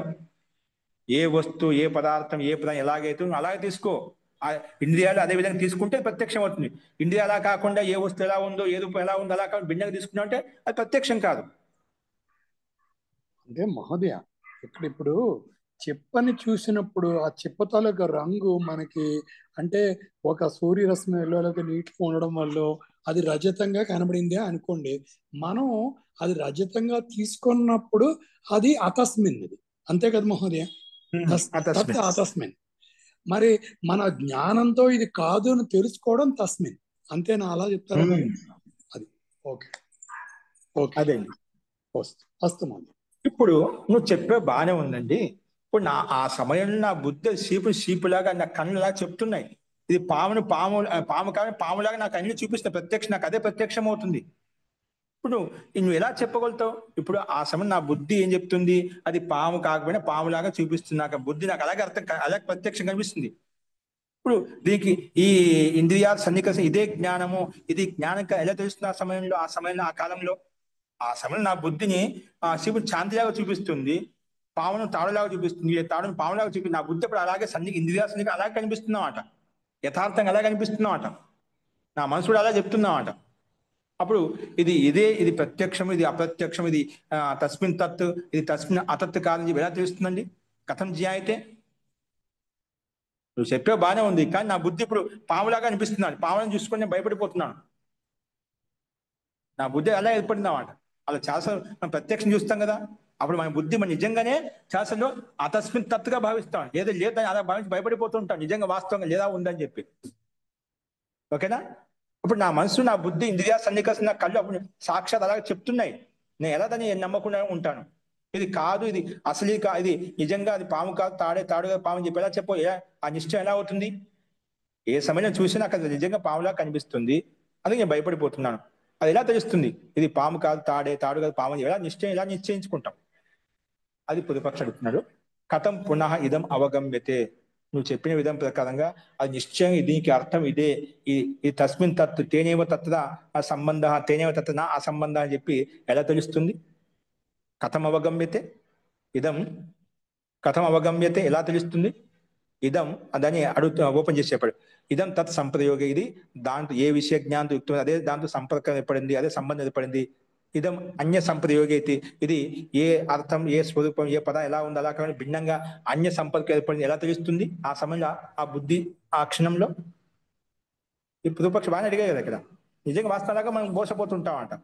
కానీ ఇప్పుడు ఆ సమయంలో ఇది కరెక్ట్ ఇది కాదు ఇది కరెక్ట్ అని ఎలా తెలుసుకోగలుగుతాం? అసలు మనకి బుద్ధి పనిచేది కదా. కానీ మన బుద్ధి అప్పుడు అదే నమ్మిస్తుంది, అదే చెప్తున్నామాట. అందుకే ఇదం అన్య సంప్రయోగే, ఇది వేద సంధానం సంప్రదాయం ఎలా తెలుస్తుంది? అప్పుడు ఇలా ప్రశ్నించినప్పుడు యద్ నా అన్య సంప్రయోగే తత్ సంప్రయోగే, యద్ ఏదైతే నా అన్య సంప్రయోగే తత్ సంప్రయోగే అని ఏదైతే అన్య సంప్రయోగం కలగదో, అంటే ఏ విషయ జ్ఞానం వస్తువు ఏ విషయ జ్ఞానం లేనిదో అని లేని దాన్ని కాకుండా ఉన్నదాంతో కలుపుతుందో, యద్ నా అన్య విషయ సంప్రయోగే అన్య విషయ సంప్రయోగం కాకుండా సంపర్కం కాకుండా తత్ సంప్రయోగే ఏ వస్తువు ఏ పదార్థం ఏ ఎలాగైతే ఉందో దాన్ని అలాంటి బుద్ధితో యుక్తమని చూస్తున్నామట. చూసినప్పుడు ఏమవుతుంది? అది ప్రత్యక్షము అని చెప్పి తెలుస్తున్నామట. ఏది విపరీతం అక్కడ విపరీతంగా మనకు కనిపించింది, దగ్గరకు చూసాము, అది పాము కాదంటే తాడు వేసిన భయపడిపోయి చెప్పి చూశాను, అక్కడ దగ్గర విపరీతం కనిపించింది అనుకోండి. ఏది విపరీతం చూసాము అంటే నీ ఇంద్రియాలు వేరే అర్థ అన్య సంప్రయోగంతో యుక్తమైన కాబట్టి అది అప్రత్యక్షంగా అర్థం చేసుకోవాలి. అంటే మన ప్రత్యక్షం దగ్గరకు చూసినప్పుడు తెలిసింది కదా, అది విపరీత జ్ఞానం మిథ్య జ్ఞానం అర్థమవుతుంది. ఎలా తెలుస్తుందో అక్కడ దగ్గరకు వచ్చినప్పుడు స్పష్టంగా అర్థమైంది కదా నీకు. నువ్వు దగ్గరకు చూసినప్పుడు అర్థమైంది, అది నేను చూసిన తప్పని నీకు తెలిసిపోయింది కదా. అందుకే ఏదది విపరీతం అన్య సంప్రయోగి, అప్పుడు నువ్వు ఏదో విపరీతంగా కనిపించింది అనుకోని అక్కడ, అంటే నీ ఇంద్రియాలు ఏవైతే చూసావో ఏ పదార్థం ఏ స్వరూపాన్ని ఏ ప్రాణి చూసావో అది భిన్నంగా కనిపించింది అంటే అది కాదు అని తెలిసిపోయింది. అందుకే ఏదో విపరీతం అది అన్య సంప్రయోగం, ఏ వస్తువు ఏ ప్రాణి ఎలాగైందో అలా తీసుకోకుండా నువ్వు తస్మిన్ అతత్ తీసుకున్నావట.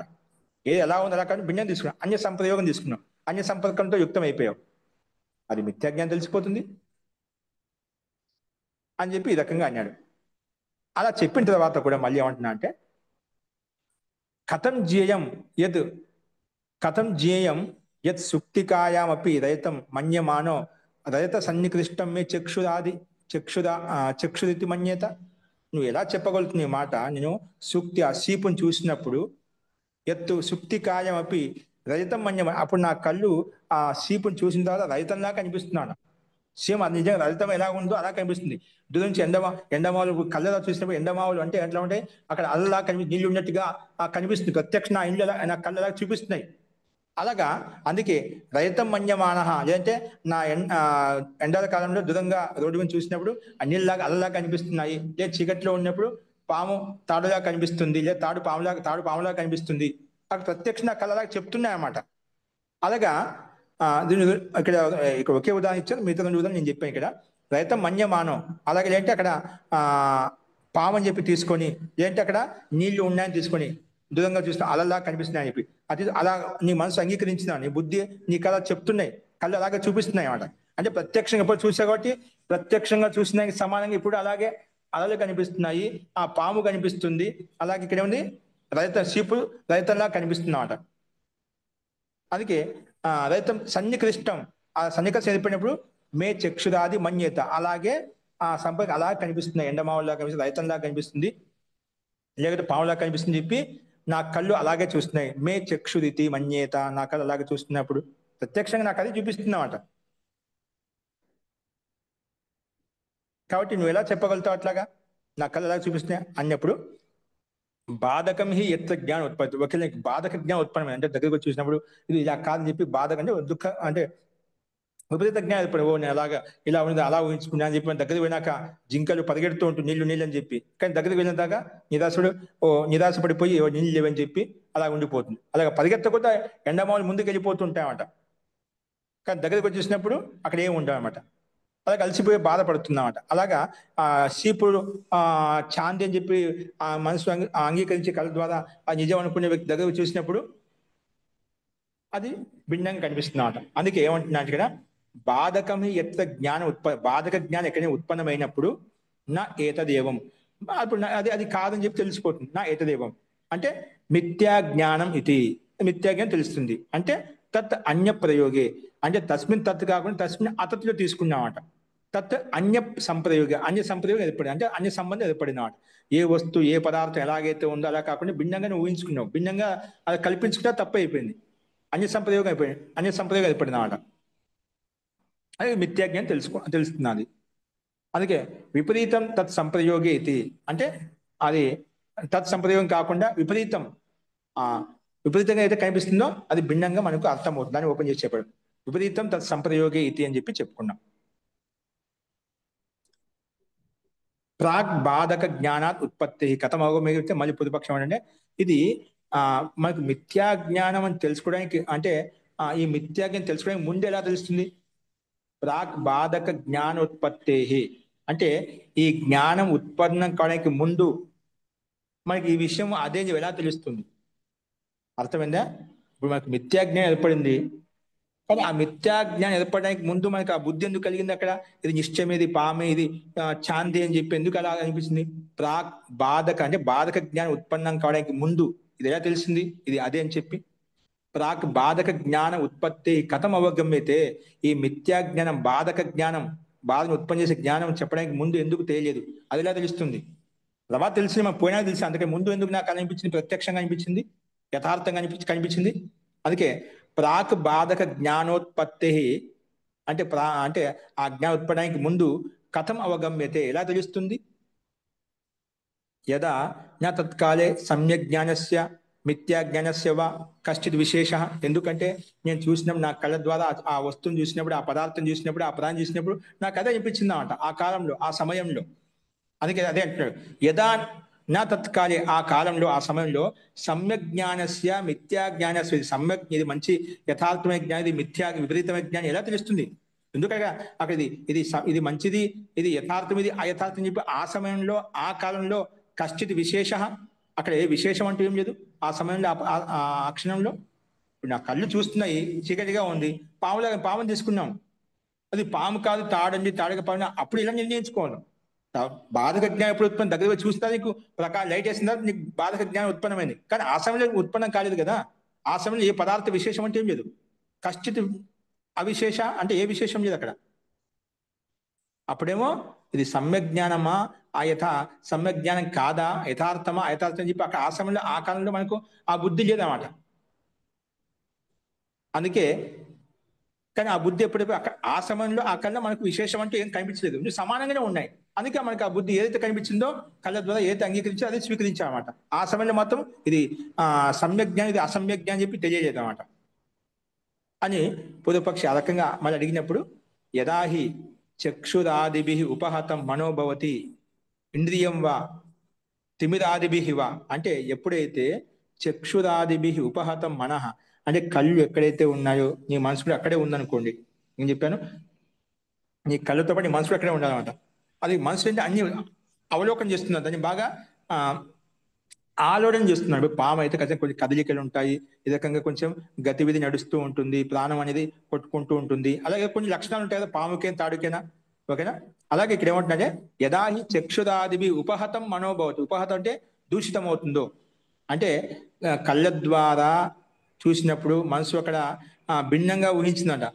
ఉపహతం మనః భవతి అంటే దూషితం మనసు ఏర్పడింది అనుకోండి, లేకపోతే ఇంద్రియం వా ఇంద్రియాలు దూషితం వచ్చింది, లేదా మనసు అక్కడ లేదు, ఆ సమస్య సరిగా చూడలేదు, స్థూలం కళ్ళతో చూసావు, అక్కడ నీ మనసు ఎందుకంటే ఏ ఇంద్రియం పనిచేసినా ఆ ఇంద్రియంతో మనసు పనిచేస్తుందండి. ఎందుకు మనిషి ఆత్మకు సంకేతం ఇచ్చేది అన్నమాట. కళ్ళతో చూసినా అప్పుడు మనసు అక్కడే ఉంటుంది, చెవులతో విన్నా అప్పుడు మనసు అక్కడే ఉంటుంది, నువ్వు ముక్కుతో వాసన చూసినా అక్కడ మనసు అక్కడే ఉంటుంది. అంటే పంచ జ్ఞానేంద్రియాలతో ఏ కర్మ చేసినా మనసుతో అటాచ్మెంట్ ఉంటుంది, సంబంధం ఉంటుంది అన్నమాట. ఆ సంకేతాన్ని మనసు తీసుకుపోయి ఆత్మకు బోధిస్తున్నమాట, ఆత్మకు సంకేతం ఇస్తున్నమాట. అందుకే ఆ రకంగా యదాహి చక్షురాది ఉపహతం మనోభవతి, చక్షురాది తోటి మనసుకు ఆ సంబంధం అనేది దూషితమైనప్పుడు, లేదా మనసు బాగానే ఉంది, అక్కడ మనసు అలర్ట్గా ఉంది, కానీ ఈ ఇంద్రియం దూషితం, కళ్ళు రేచీకటితో ఉన్నాయి, కళ్ళు లోపం ఉంది, లేదా తిమిరాదిభి అంధకారంతో ఉన్నాయి, సరే కనిపించలేదు, సౌక్ష్మ్యాది బాహ్య విషయ లేక సూక్ష్మంగా ఉండటం వలన ఆ వస్తువులు దూరంగా ఉన్నాయి, సూక్ష్మంగా ఉండటం వల్ల కనిపించడం లేదు. బాహ్యోవా విషయ, అలాగే బాహ్య విషయాలు బయట ఉన్నాయి అవి మనకు కనిపించడం లేదు. ఇవన్నీ కారణాల చేత మనకు అవి దోషయుక్తం కనిపించింది అన్నమాట. ఇలా కనిపించాయనుకోండి తతో మిథ్యా జ్ఞానం, అది మిథ్యా జ్ఞానం తెలుస్తుంది అన్నమాట. మన కళలో దోషం ఉండడం వలన అది మనకు కలిపి చూసుకోలేకపోయాం. లేదు మనసుతో దూషితమై ఉండడం వలన అక్కడ ఆ సమయంలో మనసు అక్కడ ఎక్కడో ఉంది, మైండ్ ఆబ్సెంట్ బాడీ ప్రజెంట్ ఉంటాం కదా, ఆ సమయంలో మనం చెప్తూ వింటున్నట్టుగా చూసినట్టు ఉంది కానీ చూడమన్నమాట. అంటే భిన్నంగా కనిపిస్తుంది అన్నమాట. అంటే అక్కడ మనసు లేదన్నమాట, మనసు దూషితం అయిపోయింది, లేదా కళ్ళు దూషితం అయిపోయి, లేదా సూక్ష్మంగా ఉండడం వల్ల కనిపించడం లేదు, లేదా దూరంగా ఉండడం వల్ల కనిపించడం లేదు, లేదా బాహ్య విషయం అది దగ్గర ఉండే విషయం దూరంగా ఉండే విషయం అది కనిపించలేదు. అలాగా ఉన్నట్లయితే, అలా దోషాలు కనిపించినట్లయితే తతో మిథ్యాజ్ఞానం ఏర్పడుతుంది. ఓకేనా. అనుపహతే అనుప అనుపహతే హి అనుప అనుపహతే అనుపహతేషు, సారీ ఇది సంబంధం దూరంగా వెళ్ళిపోయి, అనుపహతేషు హి సమ్యక్ జ్ఞానం.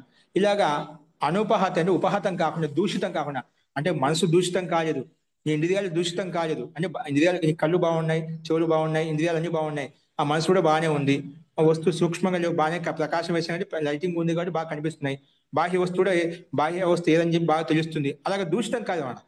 అనుపహతేషు హి సమ్యక్ జ్ఞానం, అలా ఎటువంటి దూషణ లేదు అప్పుడు సమ్యక్ జ్ఞానం ఏర్పడుతుంది. దూషితంగా ఉన్న ఏదో ఒక ఇంద్రియము, ఏదో ఒక పదార్థం, ఏదో ఒకటి కారణము అంటే సాధన దూషితంగా ఉంటే మనకు మిథ్యాజ్ఞానం ఏర్పడుతుంది. దూషితాలు లేకపోయినట్లయితే, అంటే మనకి ఇంద్రియాలన్నీ కరెక్ట్ గా ఉన్నట్లయితే సమ్యక్ జ్ఞానం ఏర్పడుతుంది అని సిద్ధాంతి రకంగా సమానం చెప్పాడు. దూషితం కావడానికి ఎందుకు అలా ఏర్పడుతుంది, ముందు ఈ బాధక జ్ఞానం ఉత్పన్నం కావడానికి ముందు తెలుసుకోవచ్చుదా అంటే, దాని దోషాలు ఉన్నప్పుడు మనకు కాదంతే. అది కంటోపనం కావచ్చు, సూక్ష్మంగా ఉండటం వల్ల కావచ్చు, లేదా మనసు దూషితం కావడం వల్ల కావచ్చు, కారణం వల్ల అది మిథ్యాజ్ఞానం ఏర్పడుతుంది. ఇవన్నీ బాగుంటే సమ్యక్ జ్ఞానం ఏర్పడుతుంది, యథార్థ జ్ఞానం ఏర్పడుతుంది అని చెప్పి సిద్ధాంతి ఈ రకంగా చెప్పామన్నమాట. ఓకేనా. అందుకే ఇంద్రియ మనో అర్థ సన్నికర్షో హి సమ్యక్ జ్ఞానస్య హేతు. ఇంద్రియాలతో పాటు మనసు, ఆ మనసు అర్థంతో పాటు సన్నికర్షం ఏర్పడినప్పుడు సమ్యక్ జ్ఞానం ఏర్పడుతుందో అదే కారణం అన్నమాట. అంటే ఇంద్రియాలు, ఆ మనస్సు, వాటి యొక్క సంపర్కం కరెక్ట్ గా ఉండాలి, అది సమ్యక్ జ్ఞాన హేతు, యథార్థ జ్ఞానికి కారణము. ఒకవేళ అసతి తస్మిన్ మిథ్యా, ఈ రకంగా ఆ ఇంద్రియాలు, అర్థము, వాటి యొక్క సంపర్కం భిన్నంగా ఉందనుకోండి, అది మిథ్యాజ్ఞానం తెలుస్తుంది అన్నమాట, మిథ్యాజ్ఞానం తెలుస్తుంది. ఓకేనా. అందుకే ఈ రకంగా తదు ఉభయగతో దోషం మిథ్యాజ్ఞానస్య హేతు. అందుకే ఉభయగత జ్ఞానం ఏదైతే ఉందో అది మిథ్యాజ్ఞానికి కారణం అని చెప్పుకున్నాం. అలాగే దుష్టేషు హి జ్ఞానం మిథ్యాభవతి, అందుకే దుష్ట పదార్థాల్లో జ్ఞానం మిథ్యంగా ఉంటుంది అన్నమాట. దుష్టేషు హి జ్ఞానం మిథ్యాభవతి అంటే దూషితమైనప్పుడు పదార్థ జ్ఞానం మిథ్యంగా ఉంటుంది. ఎలా తెలుస్తుంది, కథం అవగమ్యతే మళ్ళీ అడిగినప్పుడు దోషాపగమౌ సంప్రతిపత్తి దర్శనాత్. దోషాపగం అంటే ఆ దోషం మనకు దగ్గరకు చూసినప్పుడు ప్రత్యక్షంగా సంప్రతిపత్తి జ్ఞానం కలిగినప్పుడు అది తెలుస్తుంది. కాబట్టి దుష్టము అంటే ఆ దూషితం అయిపోయింది తెలుస్తుంది. ఏదో ఒక దోషం ఇక్కడ కారణం అయితే ఉంది, అది కంటి లోపమా లేదంటే సాధన లోపమా, సూక్ష్మంగా ఉండడం వలన ప్రకాశం లేకపోతే ఏదో కారణం ఉంటుందన్నమాట. అందుకే దోషాపగతో, దోషం దూరమైనప్పుడు ఆ సంప్రతిపత్తి దర్శనాలు, సమ్యక్ జ్ఞానం ఏర్పడినప్పుడు మనకు ఇది దుష్టం అని చెప్పి మిథ్యాజ్ఞానం తెలుస్తుంది. కథం దుష్ట అదుష్ట అవగమ ఇది చేత్, ఇది దుష్టమైంది, ఇది దుష్టం కాదు అని చెప్పి ఎలా తెలుస్తుందంటే ప్రయత్నేన అన్విచ్ఛంతో నా చేత్ దోషం అవగచ్చేమహి. ఒకవేళ ప్రయత్నపూర్వకంగా నువ్వు బాగా వెతుకుతూ అన్వేషిస్తూ నా చేత్ దోషం అవగచ్చేమహి, ఇక్కడ దోషం లేదు అని యథార్థంగానే ఉంది, నా కళ్ళు బాగున్నాయి, నా సాధనాలు బాగున్నాయి, ఇక్కడ అన్ని లైటింగ్ ప్రకాశం బాగుంది, అన్ని బాగానే ఉన్నాయి అని నీకు ఎవరి దోషం కనిపించలేదు. ప్రయత్నేన అన్విచ్ఛంతో, ప్రయత్నపూర్వకంగా బాగా అన్వేషిస్తూ నువ్వు నా చేత్ దోషం అవగచ్చేమి, ఇక్కడ ఎటువంటి దోషం లేదు, అంత బాగానే ఉంది, ఎప్పుడైతే నీకు అలా అనిపిస్తుందో అప్పుడు ప్రమాణ అభావాత్ అదుష్టమితి మన్యేమహి, ఎటువంటి దోషానికి ప్రమాణం అంటూ ఏది లేదు, ప్రమాణ అభావాత్ అదుష్టమితి, ఇటువంటి దోషానికి సంబంధించిన ప్రమాణాలు ఏమి లేవు, కనిపించలేదు. ప్రమాణ అభావాత్ అదుష్టమితి, దుష్టం కాదు, దుష్టం కాదు మన్యమహి, అదుష్టమితి మన్యమహి, దోషయుక్తం కాదు, యథార్థమే, ఇది కరెక్ట్ గానే ఉందని తెలుస్తుంది. లేదంటే తస్మాత్ యస్య చ దుష్టం కరణం ఎట్ల చ మిథ్యా ఇది ప్రత్యయ, అలాగే ఆ రకంగా యస్య చ దుష్టం కరణం, ఎక్కడైతే కరణాలు ఇంద్రియాలు దోషితమైపోయాయో, లైటింగ్ సరిగా లేదు, ఇంకైనా దోషాలు ఉన్నాయి, మన పైన చెప్పిన బాహ్య విషయము, ఇవన్నీ మనకు స్పష్టంగా లేవన్నమాట, దూషితం కనిపిస్తున్నాయన్నమాట. అందుకే తస్మాత్ యస్య చ దుష్టం కథనం ఎత్ర చ మిథ్య ఇది ప్రత్యయ, ఎక్కడైతే మిథ్య ఇది యథార్థంగా తెలుస్తుందో, ఆ జ్ఞానం ఉత్పన్నమవుతుందో, ఎత్ర చ మిథ్య ఇది ప్రత్యయ, అంటే ప్రత్యయం అంటే జ్ఞానం, ఇది మిథ్య అనే జ్ఞానం ఎప్పుడైతే ఉత్పన్నమైందో స ఏవం అసమీచీన ప్రత్యయో, ఇది సమ్యక్ జ్ఞానం కాదు, యథార్థమైన జ్ఞానం కాదు, నా అన్యః ఇది, ఇది మిథ్యా జ్ఞానము, అన్య నహి అంటే నా అన్య ఇది, ఇది ఈ రకంగా మనకు దూషితమై ఉన్నాం కాబట్టి ఇది యథార్థం కాదు అని చెప్పి యథార్థం తెలుసుకున్నాను. నా అన్యం అంటే యథార్థ దూషితమై ఉన్నా కాబట్టి అన్య జ్ఞానం కాదు, దూషితమైన జ్ఞానమే, ఇది దోషం ఉంది, లోపం ఉంది మనకు అని అర్థమవుతుంది. అంటే ఇవన్నీ మనకు మన దోషాల్లో, మన ఇంద్రియాల్లో, అంటే ఇంద్రియార్థ సన్నికర్షం, ఇంద్రియాలు, అర్థం, మనసు ఇవన్నీ బాగా ఉన్నాయనుకోండి, అవి యథార్థమైన జ్ఞానం కలుగుతుంది. ఇంద్రియ అర్థ మనసు యొక్క సంపర్కం అది సరిగా లేవనుకో, ఏదో ఒకటి లోపించినా కూడా అక్కడ యథార్థమైన జ్ఞానం కలగదు. అదే విషయాన్ని ఓపెన్ చేయాలి. అందుకే ప్రయత్నపూర్వకంగా మనం ప్రయత్నం చేసి చూసినప్పుడు ఎటువంటి దోషం లేదు అనిపిస్తే అది మంచి జ్ఞానం తెలుస్తుంది, యథార్థం తెలుస్తుంది. ఇక్కడ మన ఇంద్రియ అర్థ సన్నికర్షం చూసినప్పుడు మనకి ఏదైనా లోపం కనిపించింది అనుకోండి, అది సమ్యక్ జ్ఞానం మనకి కలిగించేది అన్నమాట. అది మిథ్య అని తెలుసుకుని మనం ఆ రకంగా అర్థం చేసుకోవాలి అని చెప్పి ఈ రకంగా అవగతం అవుతుందని చెప్పి సిద్ధాంతం ఈ విషయాన్ని ప్రస్తావించాడు. కొంచెం సంబంధయుక్తంగా ఉంది కాబట్టి అది పూర్తి చేశాను. అస్తు ఒకసారి ప్రయత్నం చేయండి, అర్థం కాబట్టి మనం తర్వాత చెప్పుకుందాం. అస్తు ఇది ఈ రకంగా విషయాన్ని ప్రతిపాదించాను. అస్తు తర్వాత భిన్న ప్రకరణ మనకు ప్రారంభమవుతుంది, నిరాలంబనం అని చెప్పి, అదేంటో మనం రేపు చెప్పుకుందాం. ఇది ఒకసారి మళ్ళీ గమనించండి, కాని పక్షంలో మళ్ళీ రేపు చెప్తాం. ఇది సరళంగా ఉంది భాష కూడా, ఇది కొంచెం అన్వయం, పదాలు అత్యంత సరళమైన పదాలు భాష. అందుకే ఋషికృత భాష ఎప్పటికీ ఎవరిదైనా కానీ చాలా సరళంగా ఉంటాయి. ఇలా చిన్న చిన్న పదాలతో మనకు స్పష్టంగా సామాన్య విభక్తుల్లో మనకు కనిపిస్తుంది. కాబట్టి మనం ఒకసారి చదివితే మీకు ప్రతి పదానికి అర్థం నీటికి కనిపిస్తుంది అన్నమాట. ఓకేనా? అర్థం చేసుకుని ఇప్పుడు చెప్పిన ప్రకారంగా మూల తాత్పర్యం అంతా నీ ప్రత్యేక నీ ఇంద్రియాలు నీ మనస్సు ఇవన్నీ అన్ని బాగుంటేనా అప్పుడు నీకు సమ్యక్ జ్ఞానం ఏర్పడుతుంది. ఇవన్నీ ఎక్కడ ఒకటి లోపించినా కూడా అక్కడ మిథ్యా జ్ఞానం ఏర్పడుతుంది. కాబట్టి అదే విషయంలో మనకు ప్రత్యక్షంగా తెలుసుకొని దోషం లేదనుకుంటే అది నమ్ముతాం, లేకపోతే దోషయుక్తమైన చెప్పి తెలుసుకొని దాన్ని వదిలేయాలన్నమాట. అది దానికి ఎలా తెలుస్తుంది అని అడిగినప్పుడు ప్రత్యక్షమా కాదని చెప్పి మనకు ఈ రకంగా పరీక్షించుకోవాలి, ఈ రకంగా అర్థం చేసుకోవాలి అని చెప్పి ఈ రకంగా సిద్ధాంత సమాధానం చెప్పాడు. అస్తు ఈ రకంగా వృత్తికారు ఉపవర్షం ఈ రకంగా దీనికి ఈ 3 శాస్త్రాలకు అర్థాన్ని ఈ రకంగా ప్రస్తావన అంటే ఒకేలా ముఖ్యంగా చెప్పాడు అన్నమాట. అంటే వ్యాఖ్యం చేసే దానికి కొంచెం మనకు స్పష్టత గురించి కొంచెం వర్ణించాడు అన్నమాట. మూల తాత్పర్యం ఏంటి, ఈయన యొక్క ముఖ్య తస్య నిమిత్తం ఈ 3 సూత్రాలు ఏవైతే అన్యతా వ్యాఖ్యం చేసేదా అదే వీటిని పరీక్షించుకోవాల్సిన అవసరమే లేదు, ఒకటే ఒక మాట చెప్పాడు. ఇవే స్వతः ప్రమాణం, వీటిని పరీక్షించుకోవాల్సిన అవసరమే లేదు అని చెప్పి ఒక మాట చెప్పి, పరీక్షించుకో దోషం వస్తుందంటే దోషం రాదు, ఇలా అర్థం చేసుకుంటే దోషం రాదు అని చెప్పి దాన్ని కొంచెం వ్యాఖ్యానం చేసి వర్ణించాడు. ఒక మూల తాత్పర్యాన్ని ఇవి అది పరీక్షించుకోవాల్సిన లేదు, పరీక్షించవలసిన అవసరం లేదు అన్నప్పుడు, లేదు పరీక్షించుకోవాలి దోషం వస్తుందంటే ఏం దోషం ఇలా నువ్వు ఆలోచించినట్లయితే, ఇలా విచారించినట్లయితే ఎటువంటి దోషం రాదు అని చెప్పి ఈ రకంగా సిద్ధాంతి సమాధానం చెప్పాడు. అది ముఖ్య తాత్పర్యం. వస్తు ఓకే, ఇంకా దీంట్లో సందేహం ఉంటే మనం రేపు చూద్దాము. శాంతి పాఠ.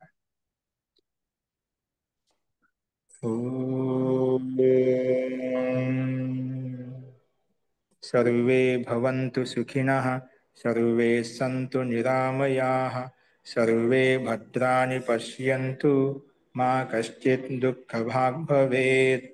ॐ शान्ति शान्ति शान्तिः। सर्वेभ्यो नमः। అందరికీ నమస్కారం. నమస్తే మహోదయ.